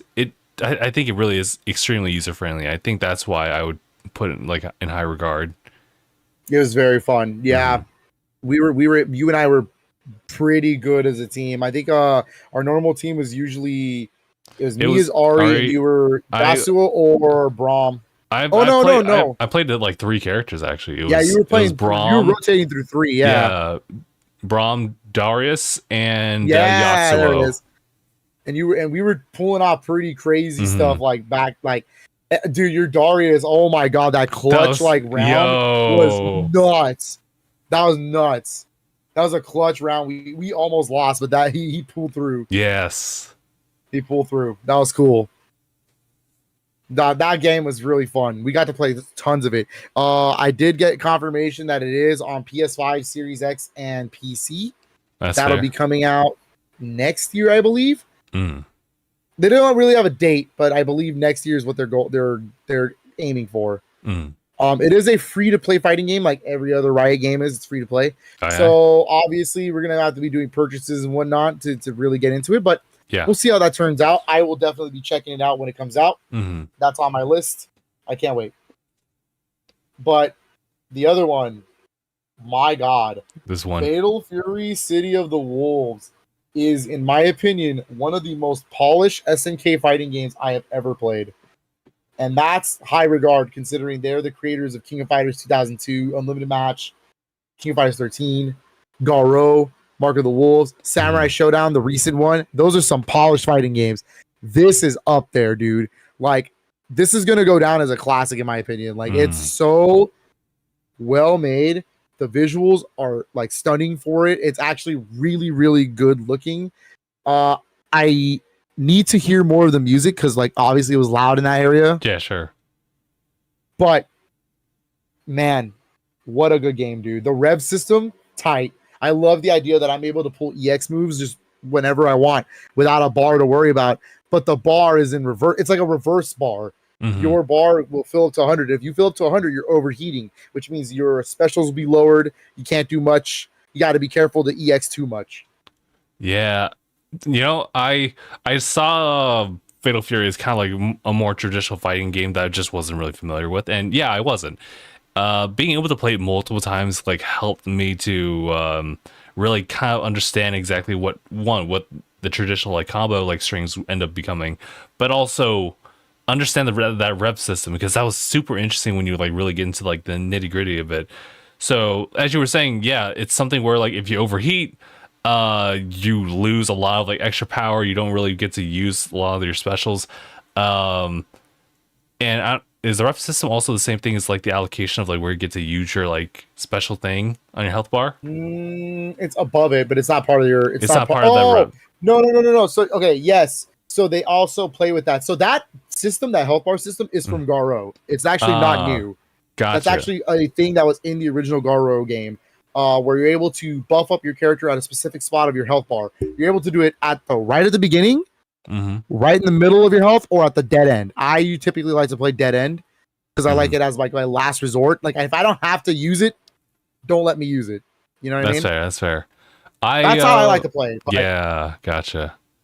Well, yeah, this is my first time trying that out. I really like that. I think that's a super strategic like thing you can use outside of just simply knowing like how to approach the enemy, how to do like neutrals and go on the offense. But also the rev system is really good too, because it incentivizes you to continue attacking. There's a good balance between like being offensive, being super offensive, but also being like really defensive. And I think it just further strikes this balance of like you need to like keep a balance between all these different things, otherwise you're gonna not be as effective. And I think it just further strikes this balance of like you need to like keep a balance between all these different things, otherwise you're gonna not be as effective. like throughout the course of the fight. So it's really cool. Yeah. Very good game. I got to play Terry and Rock. Those are my boys. And so for people who don't know, right, Fatal Fury is an old series. If for Smash players, this is the series Terry is from. All right. I understand that King of Fighters is like the most popular SNK series. This is where Terry comes from, not King of Fighters. Terry is just Fatal Fury is like a game that's represented in King of Fighters. So this is really the original SNK fighting game series. All right. This is finally a proper continuation of this series, which we haven't seen in 26 years. So that's what we counted. Yeah, it was wild. 26 years, all right, since Garo Mark of the Wolves. And I couldn't be more happier. I love Fatal Fury. If you are curious about any of the games in the series, PlayStation 4 and Switch or Xbox actually has every single Fatal Fury game except for Wild Ambition. I think that's the only one that's missing. Like, thanks to the Arcade Archives, you can play the entire Fatal Fury series from front to back. Very nice. Very cool. I have them all downloaded. I wish they would re-release Wild Ambition. That's actually a 3D fighting game, kind of like Tekken.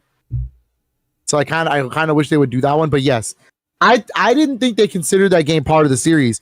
But in the back of the booth, they had the wall of like from the beginning of the series to the end, and they count Wild Ambition. I was kind of shocked. I was like, oh shit, it's there. I was like, Wild Ambition's right there, and the OVA, like. The actual Fatal Fury animated like anime movies is there, and I was like, "What the hell?" They count that? That's cool. But yeah, if you're ever curious, if you just want something that's as close to what Fatal Fury City of the Wolves is going to be, just play Garo. Play Garo. Garo is what it's a continuation of. It's really a sequel to that game. But if you're curious about the storyline or like how we even got here, the whole series is on modern platforms. You can just go on the Arcade Archives, look at Fatal Fury, start playing. Good on them to do that. Yep. It is confirmed for PC, PS5, and Series X. So I will be picking up the PS5 version. And I will tell you right now, like, spoiler alert, Fatal Fury was my favorite fighting game to play there. Yeah. And I would say that 2XKO is probably my favorite. But both are very valid. They're both up there. Yeah, I wouldn't have disagreed with either answer. 2XKO is my second favorite.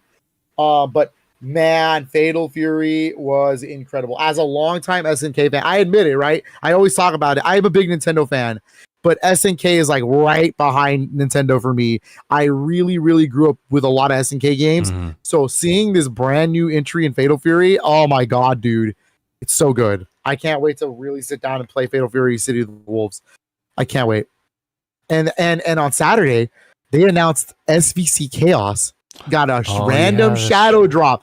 What the hell? That game is disgustingly broken. But it's a really cool like fact that they got Capcom to let them re-release the SNK version of that crossover. Now, Capcom, do your part. Please re-release Capcom versus SNK 1 and 2. Please, I'm begging you at this point. And you know what? That might be a possibility. At this point, the Capcom Fighting Collection is a series that they want to continue establishing. Then there's a chance.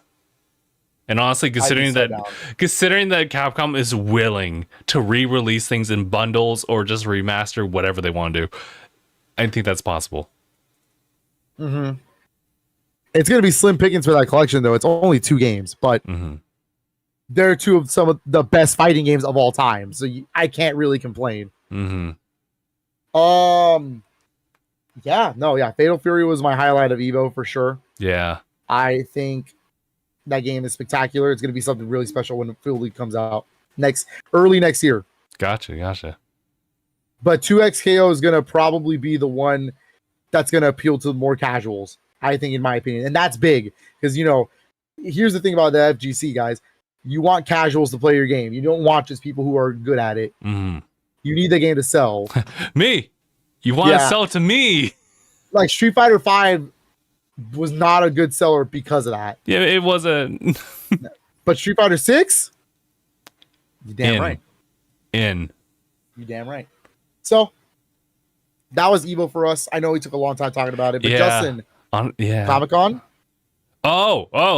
Because I don't have my experience with Comic-Con, so that's all you. Yeah, you that was like your big vacation, and like I had just a following vacation that lined up with it. It was funny because the way that they were scheduling Evo for this year, it was just lining up on the same days as like Comic-Con. I think DreamCon was also added to the mix of that. Funny story, that still happens in the same like weekend as Comic-Con. So when I did his own thing with DreamCon, I was with Comic-Con. It's just a yearly tradition thing. But yeah, just so for everyone's notice, Anaya is sick right now, so he's not on the podcast. Oh yeah. Or else he would have been, because we had planned for him to talk about DreamCon. But yeah, poor guy. Yeah. Oh well, he'll be fine. Hey, he'll be fine. He'll walk it off. Yep. But this is Anaya we're talking about. He'll walk it off. This is true. So Comic-Con for me is a very special thing. Maybe not mainly because of the fact that I like all these different like franchises that show up there, but moreover, it's just like a thing that is like my first convention. I would not recommend it to be your first convention, no sir, because the process of getting into it is its own like process within itself. But I will say that if you do get in, or even then, regardless, if you're just within downtown San Diego, it's still a really good time. If you are big on like Dragon Ball, they have a huge presence over in Comic-Con. If you're interested in like other works, I'm drawing blanks here, but there are a lot of like opportunities to try out like stuff outside the convention center. But once you go in, it pretty much runs the exact same as like if you were to walk into Evo, but there's a lot of vendors. There's gonna be a lot of people. It's not as cool feeling, you know, AC wise because of the number of bodies, but it is definitely by and large way cooler to be in there than it is outside. Considering that Comic-Con always takes place like during July, it's always hot out there, so definitely prepare for that. But yeah, Comic-Con by itself was very nice. I'll go ahead and just briefly go over all the things. I took a lot of photos with this one. It's interesting because they take place like during the course of 4 days. They have a Wednesday preview night, so that just opened up for a few people who get all 4 days. There's Thursday, Friday, Saturday, Sunday, and I only had Friday and Saturday. So I spent the first day just kind of going around outside, checking all the available places that didn't involve a badge or anything like that. So I went to the Dragon Ball one, got to see the oversized Goku, saw the ridiculous line that was to redeem like a slot in line inside the convention center to buy like one of the figures. I wasn't interested in that. I just got the free bag, the free little card thing, and just checked out a couple of things for Dragon Ball before I had to like hard pivot over to the Sonic Speed Cafe, which did open around the time of July. But real quickly, I got to try out Sparking Zero again. Same demos, the one from Evo. Still got my ass beat. But I was willing to try it again another day because I was like, it's me. I'm the problem here. So we got to figure that out. Jesus Christ. But yeah, otherwise, there's a lot of figures that they have just like displayed because they got to show everything. They got to show like the video game. They got to show the anime / movie, all the figures that they got going on here. And they make it a big spectacle to just be there because they always give you like different rewards for just doing all the different things. But I didn't stick around because around the time of it opening was closer to the time that the Sonic Speed Cafe would be open. So I definitely just made the quick trip over there. I walked by a box lunch truck that was like stationed just outside the convention center. They were giving away some free stuff, but I didn't really have time for that. So I'd come back after stopping by Sonic Speed Cafe. I found myself in the same spot in line. It wasn't too bad. I found myself in a little bit of shade. But there was a guy, as usual, from last year. Guy in a Sonic's costume came out, say hello, photo opportunities, and took me a little bit, but I got inside. Shadow's obviously a big presence in this year, the Fearless Year of Shadow. And so it's kind of a very similar design inside. I've showed some pictures before on a different stream.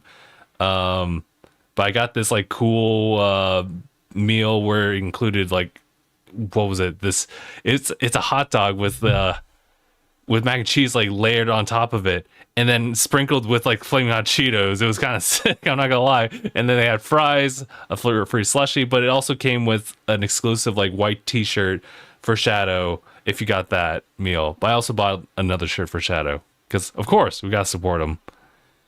But at that point, I decided to go back, check out the box lunch line, which was like really long but pretty short as far as like the time waiting. You get a bag, you get an ice cream sandwich for waiting, which was really good, like out in the sun. Get the free bag that I kind of use for laundry now. This guy over here, it's a Funko soda, which is pretty much just a soda can, but it has like a Funko Pop like somewhere inside of it. So, pretty nice. Apparently, they would also give out like it was all random, so it could have been like a wallet, it could have been like an actual like lounge flight like type of thing. So, fair enough. That's when I realized, like, yeah, I was walking around for Thursday. It was getting really hot. I got sunburned this day. I know it. And yeah, that's when we were sticking around the Marriott. And just for like geographic like placement, it's like west of the convention center, and it's pretty much like a nice like chill relaxation spot for those who just want to escape the heat or just the crowd. And that's when I met up with my my cousin, my brother. Well, I should say all in plurals. And yeah, he was cosplaying as a Helldiver. I remember that. That was actually really cool. That's when I met up with my cousin. He was actually doing a lot of shopping for me since I didn't have like Thursday. He picked up all the stuff from like Udon, which does a lot of collaborations with Capcom. That's where this shirt's coming from. This is the Zero t-shirt. One of them, actually. This glows in the dark. One of them. One of them. Yeah, the saber part of this shirt actually glows in the dark. It was crazy. I checked it this morning. They had a very similar style like Zero shirt, but it was a gold foil one. And yeah, he helped me pick up the jury tee for Anaya. So Anaya's eating for that one. He also needs to pay me $40. Fair. That's when, dude, it was crazy because this is when I realized, like, oh yeah, that's right, Hoyoverse is gonna be here, and they have a really big presence. And I see that my cousin has like all this stuff from the big bag to like some of the redeems. If you just check into the booth, I was like, all right, I think this is time for me to lock in on that whenever I get the chance. But oh, is Mark in the chat? I just saw his message right there. What? Yeah, Sparking Zero would have been mined if I was there. Fair enough, Mark. He's probably like half asleep texting that. I gotcha. Now, that was pretty much like, well, let me just double check if we actually like went back. I don't think so. No, we didn't. We were pretty much like good for the rest of that day. I gotta give a shout out to Hodads. Some people were like, wait, what? No, Hodads, what did you guys. say to me? That's gonna be you by December. What? Oh my god. No, Hodads is a staple in downtown San Diego. It's really, really, really good. I also got free beer. That was on accident, but it was sick. It was quite $3.99? Free 99. It was weird circumstances. Probably won't really happen otherwise. The following day was actually checking out Limited Run. Limited Run is kind of joint like included with Dark Horse Comics. They're kind of like in this little corner of that booth area. And yeah, that's when I was like checking in to see like, oh, do they have the game here? So I was like zooming in on this photo I took of like what they have like in the front glass, and I could not see Castlevania like there. But I did see Star Wars. I see Rocket Knight. Well, I was like, I can still wait on that one. They have Night in the Woods, that Jurassic Park game. They also have Alien Isolation for Switch. So yeah, I did. You know what? I have a friend that was at Comic-Con. He bought Alien Isolation from there. Oh, sick. Okay. Yeah. Very, very nice. This was definitely the day though that I decided to like lock in on the Hoyoverse like booths. That's plural booths.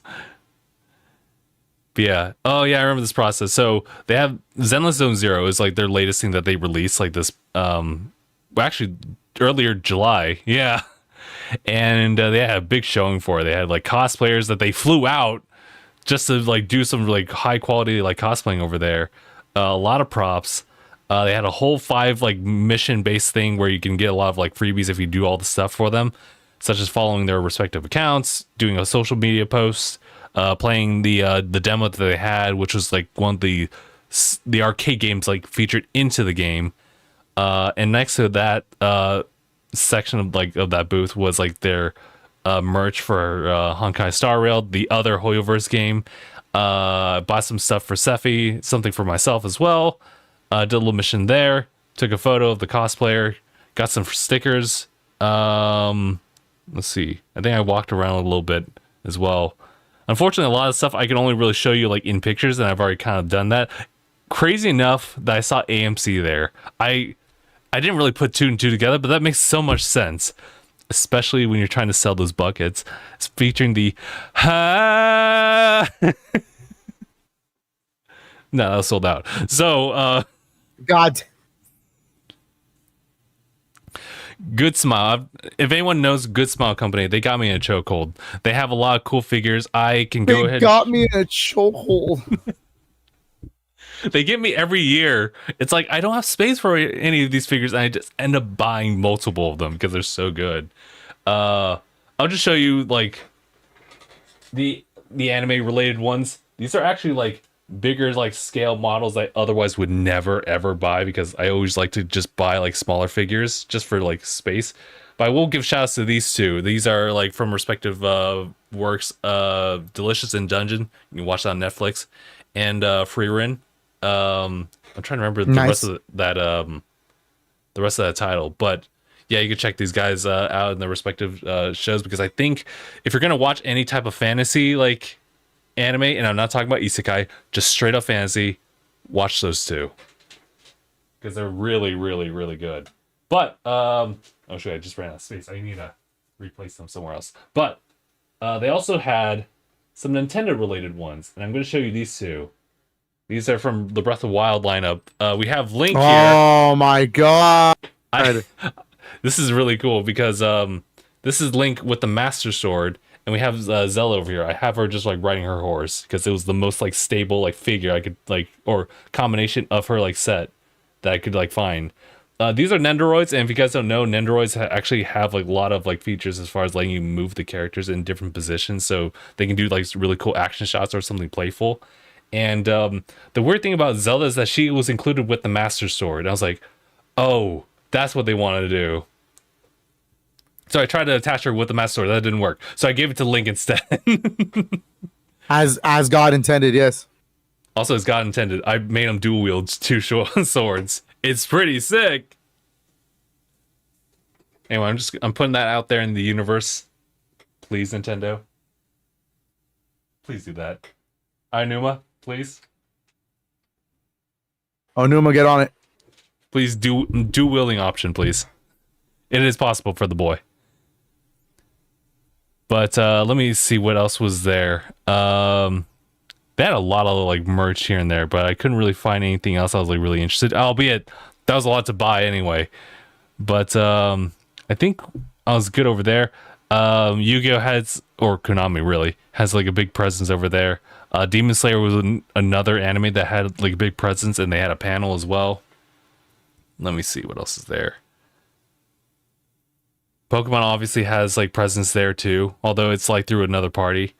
I'm gonna go into like the food bit here. Prince Street Pizza. Recommend that. I think it's a chain, but it's like a really small like spot that's kind of close by the convention center. So if you guys are in that area, then I totally recommend that. I think they were like $6 slices. I mean, we're not talking about like New York like $1 slices. Fair enough, but they're kind of like a deep dish style, or well, yeah, kind of. They have like rounded pizzas, and they also have squared off pizzas. Like, I do like that charm of that. And they actually have like an ice cream shop like nearby that. So, and let me see what that one was called. Cali cream ice cream. I recommend that. I had like this dark chocolate like fudge, and then ube ice cream underneath that. And I was like, oh, they got that? Crazy. I'll try that.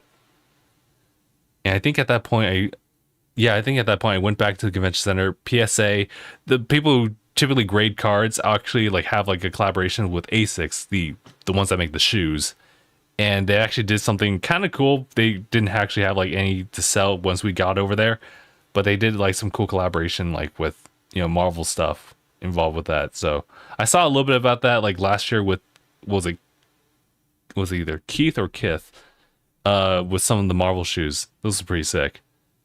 And yeah, I should also bring up the fact that I was saying that anime does kind of have quite a presence there, to the point where they actually have Lisa as like part of the concert. They have like a One Piece symphony like the following day for Friday and Saturday. It was pretty crazy. My cousin actually like got to tune in for Lisa, so that was actually really cool. And then I remember that we were watching. Yeah, we can actually transition to the next thing, because like during that we were able to watch Deadpool and Wolverine. Yeah, boy. It's a really good movie. Man, dude, like where can we even like begin with that one? Obviously, like given how Deadpool is, he always wants to like bring up a lot of jokes, like just like breaking the fourth wall. It's like his big thing. Obviously, like his skills they're there, and the way that they had like him set up was kind of interesting. I think given like what he can do and what he wants to do like going forward, it kind of makes sense. He would want to join the Avengers. He wanted to be like part of like the MCU, and also just like give the ultra like meta storyline about like the fact that like this is Disney, this is Fox. It's funny, especially when it comes to like the X-Men as well. It's interesting how they decided to like work with should we talk spoilers, or should we just kind of like I think we should wait for Mark for next week to talk spoilers. Fair. He watched it, so we actually do it for once. Yeah, but we should probably just have him around when we like actually just sit quick, down. Like glaze over it. Like I'll say I watched it too. I watched it opening weekend, and it was good. Yeah, Goddamn, it was good. Yeah, it was really good. It wasn't just like haha funny, but I think they were really going in a direction for Deadpool. Yeah, and I have one thing to say though. It's not really a criticism or anything. It's just what I've noticed. While I think it's a 10 out of 10 movie, it doesn't really push the MCU at all. I guess not. When you it kind of just like it introduced certain things where you're like, okay, this could potentially lead to certain things, but like plot wise, it doesn't do anything. It's just kind of self-contained. Yeah. I would say it keeps channels open if it was previously like closed off. Yeah, I feel that. That's about it. And Dogpool's cute. Oh my god! You know what? I was so scared for Dogpool. Like throughout the course of the movie, I won't say anything else beyond that. But I was so scared every single time I see that dog out. Like I was like, please, just please. Because I have no other. Protect him. Yeah, keep this dog safe. But okay, yeah, we'll just kind of leave it at that, and then we'll talk like big spoilers like once Mark shows up as well. But yeah. Desero also shouting out that Lisa Live is fantastic to watch. That's fair. Yeah, honestly, like I think it was said best that like Crossing Fields. That opening the store online, the very first one, is like part of like that's part of like you getting cultured into anime. It's a prerequisite. You don't have to watch the rest of the anime. You just need to watch that opening. But yeah, I'll continue the story for Comic-Con going forward. Damn, dude, if you guys are not familiar, if you try to line up for Comic-Con like super early, like the moment the doors open, you're gonna be met with a giant crowd of people. And it's been advised for, I've actually like camped for Comic-Con as well. That was certainly an experience. Wouldn't do that again. But I will say that if you're gonna wait with a lot of people, definitely get one of those collapsible stools. I definitely need that. So I'll keep that in mind. But it's always really cool to just show up like at the very beginning. But I will say, Pokemon actually had a presence here, and I wanted to check out and see what they got going on over there. primarily for social media posting, but also because I'm a Pokemon fan as well. Not a really good idea to keep a line capped and only to fill it up like person to person, because people will start swarming, and it's just not a good thing, especially when some officials show up and tell you that you cannot be blocking the area like this. So yeah, don't do that. But I will say that what was it? A couple places I can recommend: Lonnie Coffee, as well as Richard Walker's like Pancake House. Those are two like pretty good places to get like breakfast. I remember going back into the convention center, and at this point, I was pretty much good on everything, because I remember that I made it my personality to try to get everything for like Zenless Zone Zero, particularly because one of the prerequisites on getting everything from the merch line or like just freebie stuff is to actually do like a legitimate like 5-star summon in front of the staff. And I was like doing like day and night, just like grinding out like freebie stuff. Only paid like maybe like $6 just to top things off for like the like upmost thing. And yeah, I didn't end up doing that. So I was pretty much done with everything. I think the last thing I wanted to do was go over to this person's booth. I forget what the name of their actual brand, but you might actually recognize it. Bryce Co-Draws. And if you don't know that name, he was the illustrator for Sea of Stars stuff. Really? He's done the artwork, and he had this really sick artwork of the Nintendo Smash Brothers, I should say. It was super sick. It was kind of expensive, but now that I look back on it, that was very valid. I probably should have gotten myself a print on that and like hung it up somewhere. But before I could really like think about it, I got a text message from Sonic Speed Cafe. They were saying like, "Hey, that free raffle that you entered in, you won something. Get over here." I was like, "Okay." Okay. Okay.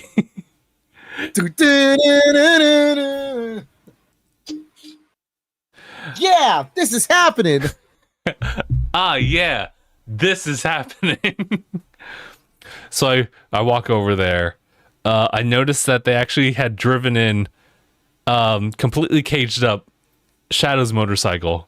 That was kind of sick. But I walked in and told them my name, told them I was looking for this person that was listed in the text, and they gave me this crazy skateboard right here.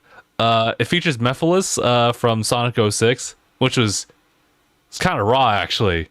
But yeah, I have it hanging over in the corner here. You can't otherwise see it, but it just kind of sits there perpetually.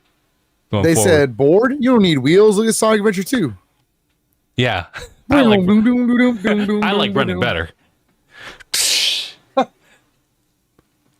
Yeah, for life, I would not ever want to like try to like scratch that thing up. Absolutely not. And I think so. I just wanted to just leave that alone. And the last thing I did was tune in for the Demon Slayer panel. We pretty much like parked ourselves, like myself and a couple friends, parked ourselves like earlier on, because I think the thing with panels is that if you want to go to a particular panel, you want to show pretty early, like a couple panels early, depending on how heavy of traffic that's going to be. Demon Slayer, kind of heavy. Hall H, you probably do need to camp for that one. I'm not gonna lie to you. If there's anything in Hall H like Marvel stuff, you might want to actually camp out for that. But I've already done my camp out for like something for Comic-Con. Don't need to do that. And let me see what else was there, because I think Demon Slayer was kind of like the last thing I did. Which, by the way, I should probably tell you that the Demon Slayer panel was totally okay. It was just pretty much like the English voice actors talking about their experiences and their thoughts about, you know, the whole entire like recording process of Demon Slayer as it's been coming out. And the big thing that they were announcing for that one was the fact that the final arc, essentially, the Infinity Castle, actually, yeah, that should be the final arc. It's going to be premiering in like 3 movies, because they've been doing that since Mugen Train. So, 3 movies, dude? I haven't seen that since Deathly Hallows, and that was only 2. But yeah, that's That's something. Honestly, if I had to recommend any type of like shonen anime, I would probably go with, without really thinking too much about it, I'd probably go with Demon Slayer. Mainly because it's digestible. You can actually sit there. Also, Ufotable like the ones doing the animation and stuff like that, and they just don't miss. They just don't miss. It always looks super polished. Honestly, the fact is that I think their anime episodes are just as good as their movies. And I guess that's kind of why they can get away with just doing movie like premieres like this. Because it sells crazy money anyway. So fair enough. But yeah. They pretty much spend an hour just to like kind of talk about all these different things, advertise like the game. It wasn't Hinokami Chronicles, it was actually the board game. Sweep the Board, what it was. That's what they advertised. And that was pretty much it. We walked out of the convention center. We were trying to look for food for a little bit. At this point, it was pretty late at night. For us to go find like food at this time was kind of a difficult thing. But I would like to even though I'm going to totally butcher the name, I would like to recommend this place. Was it Taqueria? Taqueria. Yes. Los Taqueria? Yes, thank you. Los Chuches? Taqueria Los Chuches? Yes. Taqueria Los Chuches is what you're looking for. Gotcha. That's somewhere in downtown. We actually took like one of the bikes around. So someone was like actually ferrying us around like on bike, and those guys got a lot of freedom, especially with that type of traffic. So props to them.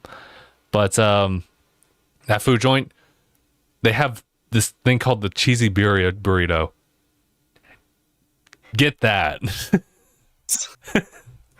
Burrito is fire, so I feel that. So yeah, that was it for that day. And the final like day, which we didn't even do anything. I didn't even have Sunday badges for that. We just got like coffee at this place called Spill the Beans. It's like pretty close to the convention center. I totally recommend that. They got like really good coffee. And they give you like breakfast sandwiches and with an option of like using a bagel as the base. Pretty nice. Oh yeah, and also I had to do a thing where like if you go to some of the panels, they'll give you like some freebie stuff via like redeeming a ticket, and you have to go to a different like hotel for that. It's the Hyatt Hotel, which is like next to the Marriott, next to the convention center.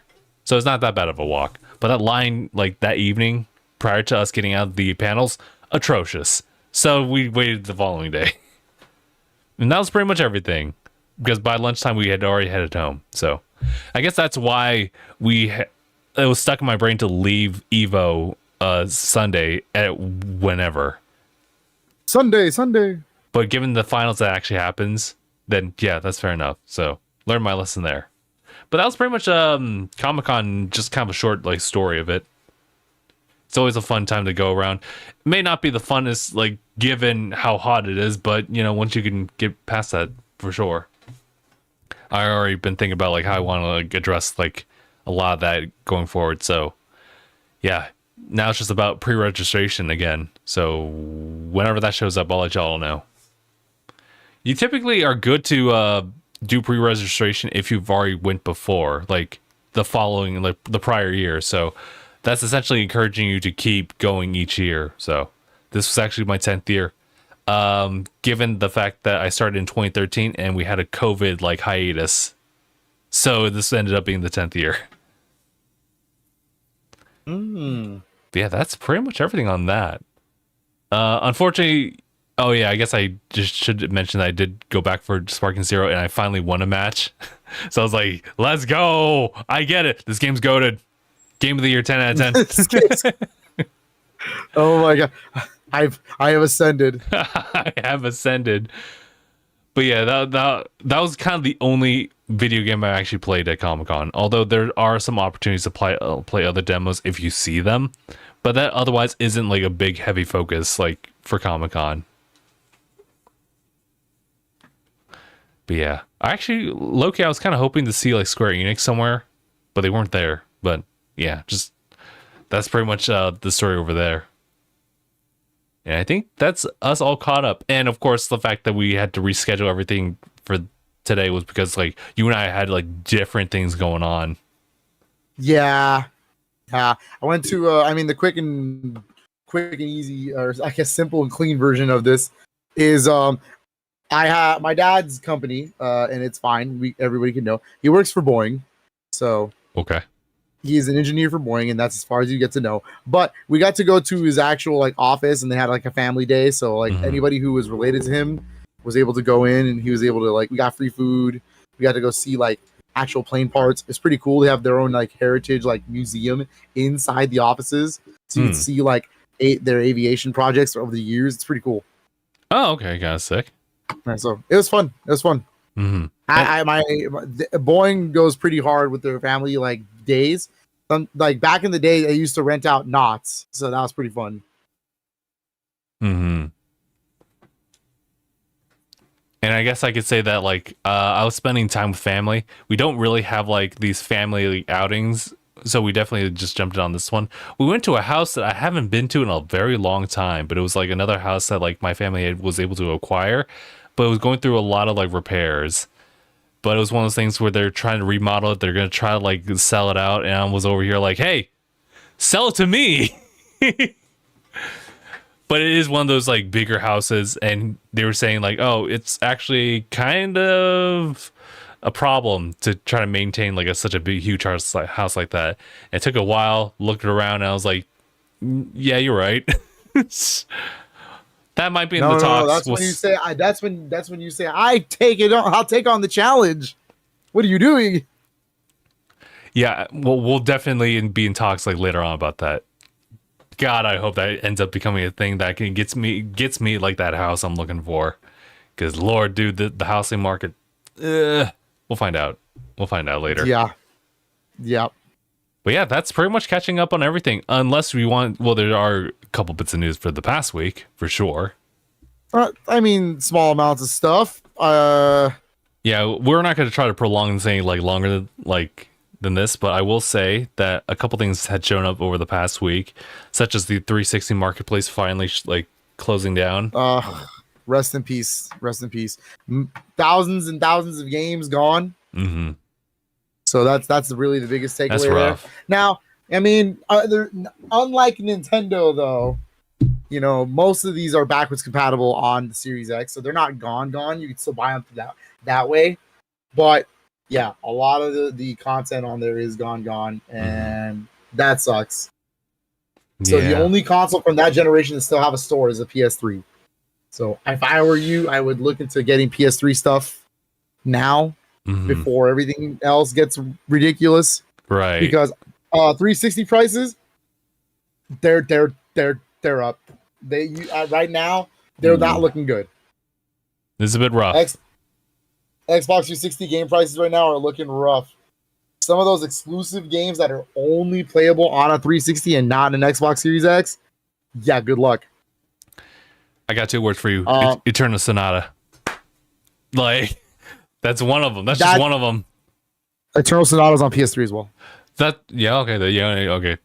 That's fair. No, I'm talking stuff like. Let me look this up. Hold on. I know it's part of the Gradius series, but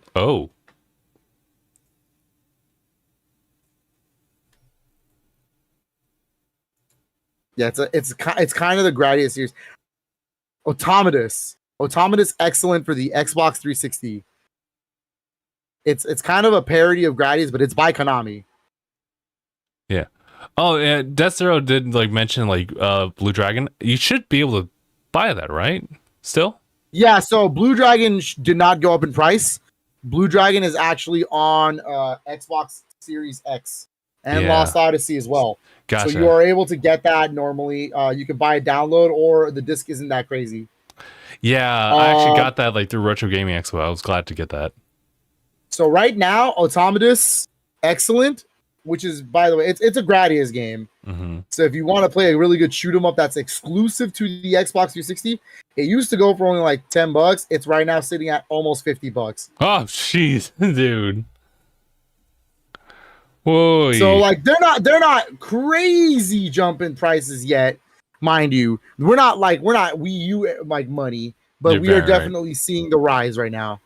The 360 era of games is rising.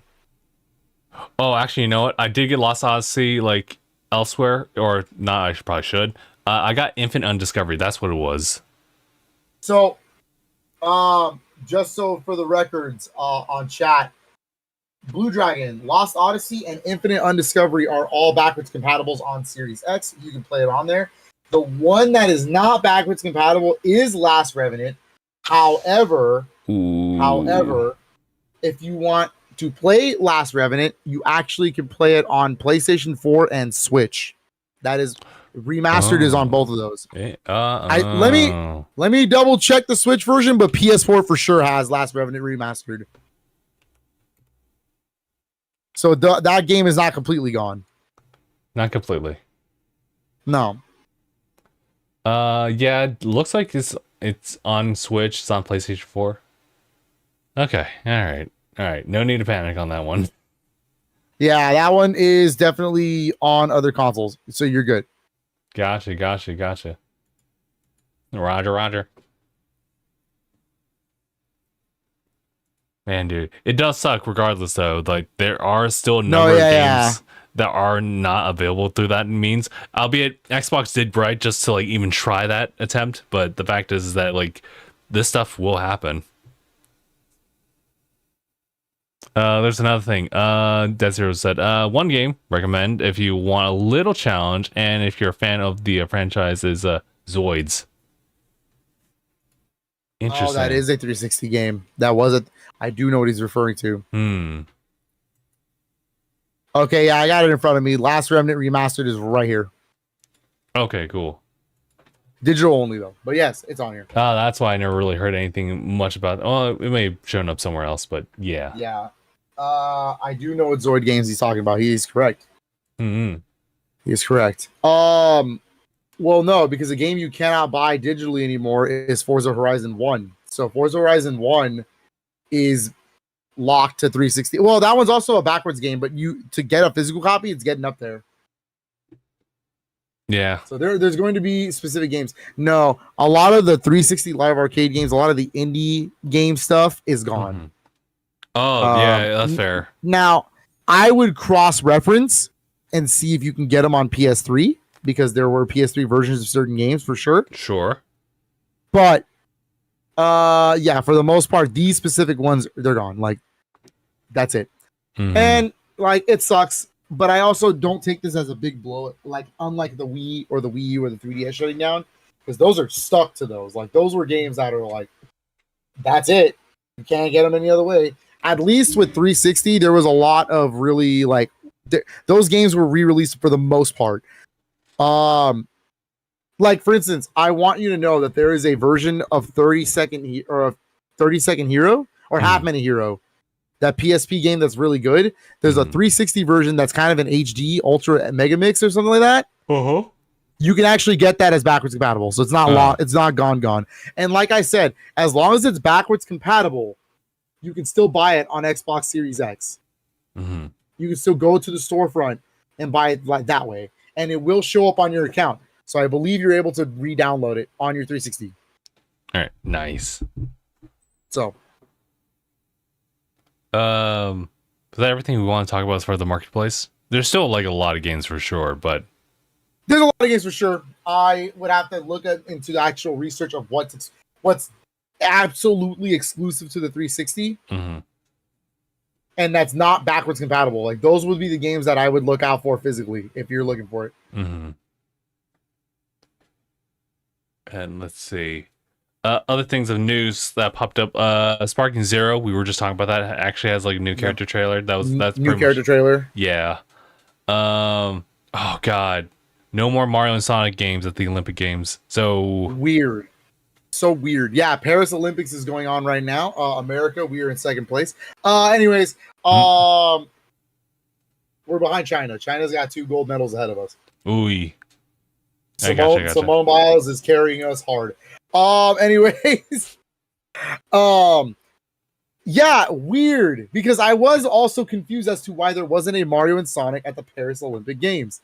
And it turns out the Olympics committee is the one not renewing the license. Sega confirmed it themselves and was like, sorry guys, that's literally the tweet from them. Sorry guys. So rest in peace, the Mario and Sonic series. Maybe one day you'll return. I don't know. But it's kind of a shame that the last one that came out was the one during the pandemic. Yeah. I want everyone to turn their attentions to an image of like an insert of Mario and Sonic Olympic Games with a shirtless Waluigi. Look what they've robbed you of. Or my favorite thing in there is when you play a swimming sport with Sonic. He has floaties. Oh, he's got floaties? That's funny. He's got floaties. He can't swim. Gotcha. All right, let me just get... Man, dude, that's rough out there. I got you. So that sucks. Was Emio revealed before this? It was like during the times that we were gone, I think, or like maybe like in between Evo and Comic-Con, maybe. Yeah, maybe. Yeah. Oh, yeah. Because we had talked about what Emio could be, and you're right. Because after Evo, it was revealed what it was. Emio, turns out, is a new Famicom Detective Club game. Tight.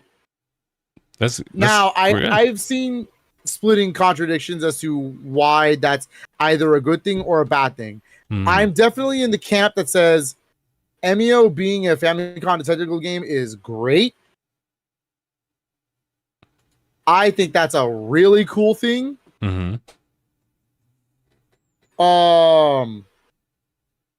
Oh yeah, we didn't get to talk about it. It was during right before Evo they announced it. So that's we're in the right money. Oh, okay. Yeah. Here's the thing, guys. Famicom Detective Club, real quick, like because I think we're trying to end it like in 9 minutes. So, real quick. Famicom Detective Club was started on obviously the Famicom. It's about 30 to 35 years old at this point. Aye. It was created by I forget, it's Sakamoto. Is Sakamoto the developer? Yes. I'm just trying to remember his full name. I don't want to get bad. No, not Famicom Disk System. Damn it. I'm just trying to make sure I get his name right, but he's the creator of Metroid. Right. Yes, he is and he's still working on Metroid. He was the one, Yoshio Sakamoto. Thank you. Yoshio Sakamoto was the one who is still to this day working on Metroid, as he worked on the story for Metroid Dread. He is returning to make a brand new Famicom Detective Club game. That's a mouthful. Famicom Detective Club game in over 30 to 35 years. So this is the official third chapter in this story, or in this game. And if you really want to play the first two, they have been remade. They've been on the Switch. So part 1 is The Missing Heir. Part 2 is The Girl Who Stands Behind. These are horror murder mystery visual novels. If you can get through a visual novel, if you're a fan of like Phoenix Wright Ace Attorney, you might like these. And I say might. All right, there is a catch. They're old. So they are still old, and the remakes do a good job of trying to push you through those like boundaries. But just know that the talk is an option, right? Like as a selectable option, and so search is a selectable option. You know what I mean? Like there's going to be things that you old school mentality to get through some of the original games. That's fair. Even in the remakes. But I think they're pretty good. They're also not long either. They're not long games. So you can kind of run them if you're trying to get ready for Emio. Now, Emio is getting a physical copy. Thank you. Nintendo, why did the Famicom Detective Club remakes not get a physical copy? That makes no sense. Please. Sounds like a good opportunity right now. Please let me have that trilogy together physically. But I also just want to point out that the first two Famicom Detective Club games, the remakes, they're only rated T. Emio is rated M. According to the website or to the ESRB and stuff, they're going to be dealing with some pretty crazy topics. And they kind of laid out the plot points. So the smiling man, his name is Emio, apparently comes to young high school students who are upset sad, Depressed. depressed, and promises them happiness in exchange for their life. And so that's the premise of the game. Mm-hmm. And I think what's really crazy is Sakamoto straight up telling everybody the ending's going to be decisive. Some people will like it, some people will not like it. And I was like, oh, this is going to be a good game. I was like, that's how you know he was confident in that. Mm. I think it's just crazy that Nintendo's going back to actually working on Famicom Detective Club after all these years. That's such a shock. Like, I thought it really was a one and done type of thing, especially since they didn't like really do much like after the release. Exactly. So it's I should actually really good. I do want to point out the common misconception though. People are saying, "Oh, this is a Nintendo developed game." Nintendo is developing it with mages, so just know that it's not solely Nintendo. Mages is a very, very popular visual novel developer who's worked on a couple of ones you may know, like Chaos Code. Oh, that one. And some other ones. Yeah, they've worked on some. Mm-hmm. So this is a collaboration between them. But Sakamoto's got full like supervision on it. So he's writing it. He's helping with it. He's got a vision for this game. Mm-hmm. I'm excited. A rated M game coming out of Nintendo. That's not Bayonetta. That's crazy. Yeah, that's crazy. Yeah, they gotta do more of those. This will officially be the 4th game that's rated M from Nintendo on the Switch. Whoa. Because it's only Bayonetta 1, 2, 3. Because Cereza and the Lost Demon is rated C. Yeah, that makes sense. Yep, and this one. Gotcha. So I'm excited. That's the August game. They're releasing it next, or I guess this month. Now at the time of this recording, yeah. Ooh, so it's like it's later this month then. Okay, later this month. So that means December is the only month this year that does not have a Nintendo release. Mm-hmm. Weird thing though, why did they wait to announce this? This could have been a really cool direct thing. Mm-hmm. But at the same time, the marketing was genius. Yeah, everybody hyped up and then revealed it to be a Famicom Detective Club game, because this is where I get 50-50 about. I'm on the camp that says, oh, damn, it's a Famicom Detective Club game. I'm so in. But I do understand the people who are upset that go, man, I was kind of expecting a real horror game. Like a actual horror game developed by Nintendo. Mm-hmm. And that's not what it was. Not for them. And that's fine. Visual novels are a very niche genre. One of the most niche genres out there. Yeah. I'm just saying, if you like games like Phoenix Wright, I would probably give this a shot. Mm-hmm. I'm definitely picking it up, but that's also because I'm a Nintendo fan. Excuse me. I definitely want to play through the other two as well, but I'd probably get this one as well. So, to my understanding, you don't need to play the other two to play this. They're not connected in any weird way like that. It's just that it takes place after the first two, and they're older. There you go. Yeah, that's pretty much it. Otherwise, it's really its own self-contained story. Mm-hmm. That's how they worded it, even for the promotion of the first two. But yeah, all right. Yeah. So there's one last thing, and I definitely want to cover it, considering it's part of the thumbnail. Pokemon Mystery Dungeon showing up on NSO, or at least it will. Right. Yeah. Next week. Yeah. Next Pokemon week. Mystery Dungeon Red Rescue Team is going to be the August addition to the NSO Plus expansion pack, coming out on the Game Boy Advance app. I'll start with this. Okay. That's a damn good game. Okay. That's a damn good game. I mean, like, Rescue Team is really good. I mean, it's the first of the Pokemon Mystery Dungeon series. It really spawned all of the incredible sequels that happened after that. And, it really actually, in my opinion, it was the first game to really popularize the Mystery Dungeon series as a whole in the state. As you know, Shiren the Wanderer is the original Mystery Dungeon game. So that roguelike element that people were not really used to. Because there's been examples in the West. There has been. Some of the Shiren the Wanderers were localized for the West, and there's like a specific one that's Dragon Quest related, also in the West for PS1. It's a thing. But Pokemon was the one that really popularized what Mystery Dungeon is. So kudos. That's a good game. Good addition to the NSO. I got two things to say though on top of that.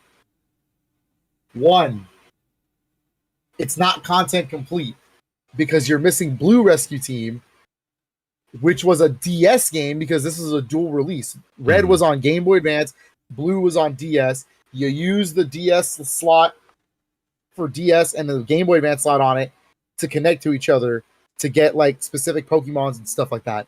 And extra like story, like not story, but extra missions. I see. Okay. 2, it's kind of a redundant release because Pokemon Mystery Dungeon Rescue Team DX is a remake of both Red and Blue on the Switch already. So you kind of don't really need this game. True that. So if in my recommendation, I would seek out a copy of Mystery Dungeon DX. That is going to be your best bet to play a full remake of this game with all the content from Red and Blue. Yeah, I pretty much share like the same sentiments as well. I will say, considering that Pokemon, along with a lot of first parties, don't get that many like price discounts on them over the years, they usually have at least one.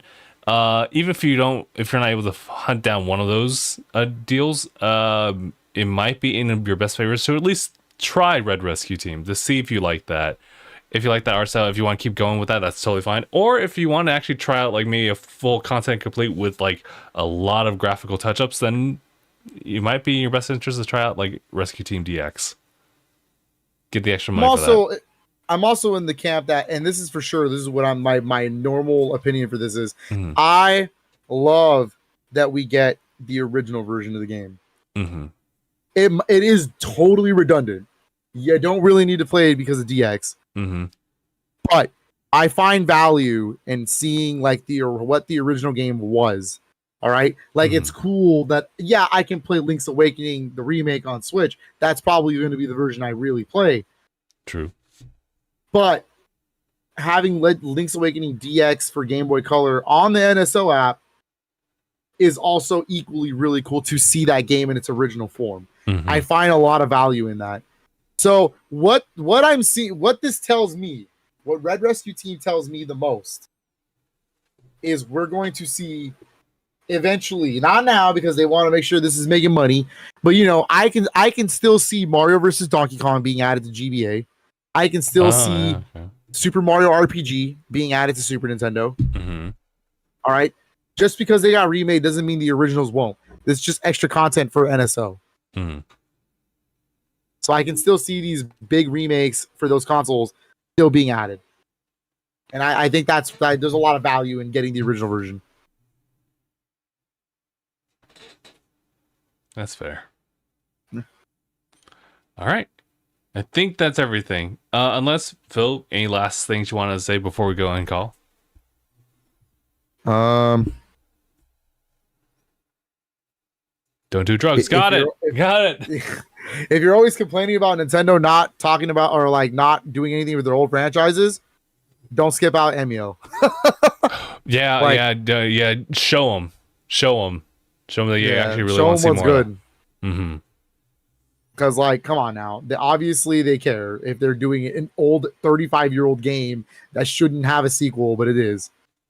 That's true. And nowadays, visual novels are very popular. So it's a rising series. It's a rising genre of games.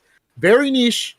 The nichest of niche genre still, but it is a growing community that likes visual novels.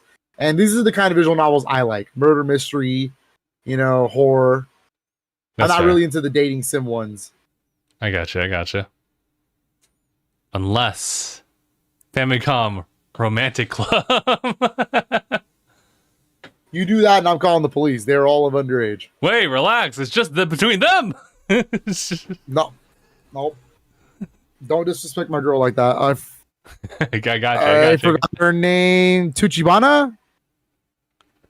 She's in Smash. Yeah. She's in Smash Brothers. She's always been in this as a trophy. Does it start with an M as far as last names involved? No, it starts with the A. Ayumi Tachibana. I was right. Oh, Ayumi. yeah. Okay, gotcha. I will say, Nintendo, if you're remastering visual novels, Ayo, Shin Onishigama is just sitting right there. I don't know that game like that. I have only seen it here and there, but that remix song in Smash Brothers, good. Do that. It's the one with it looks like a shrine maiden and a caveman. Huh. All right. Yeah, you look at Smash Ultimate, you'll find a spirit based on them. Interesting. Oh, okay. Yeah. More lore on that. Yeah. Mm-hmm. All right. It's another visual novel, yeah. Gotcha. Well, guys, I'm just gonna be honest. I'm really tired. We're gonna go ahead and wrap it up here, guys. Thank you guys so much for tuning in for this episode of DangIT Prodcast. This episode, what was it, 513. My name is Justin. And I'm Philip. And thanks for watching, everybody. And hashtag bye, everybody.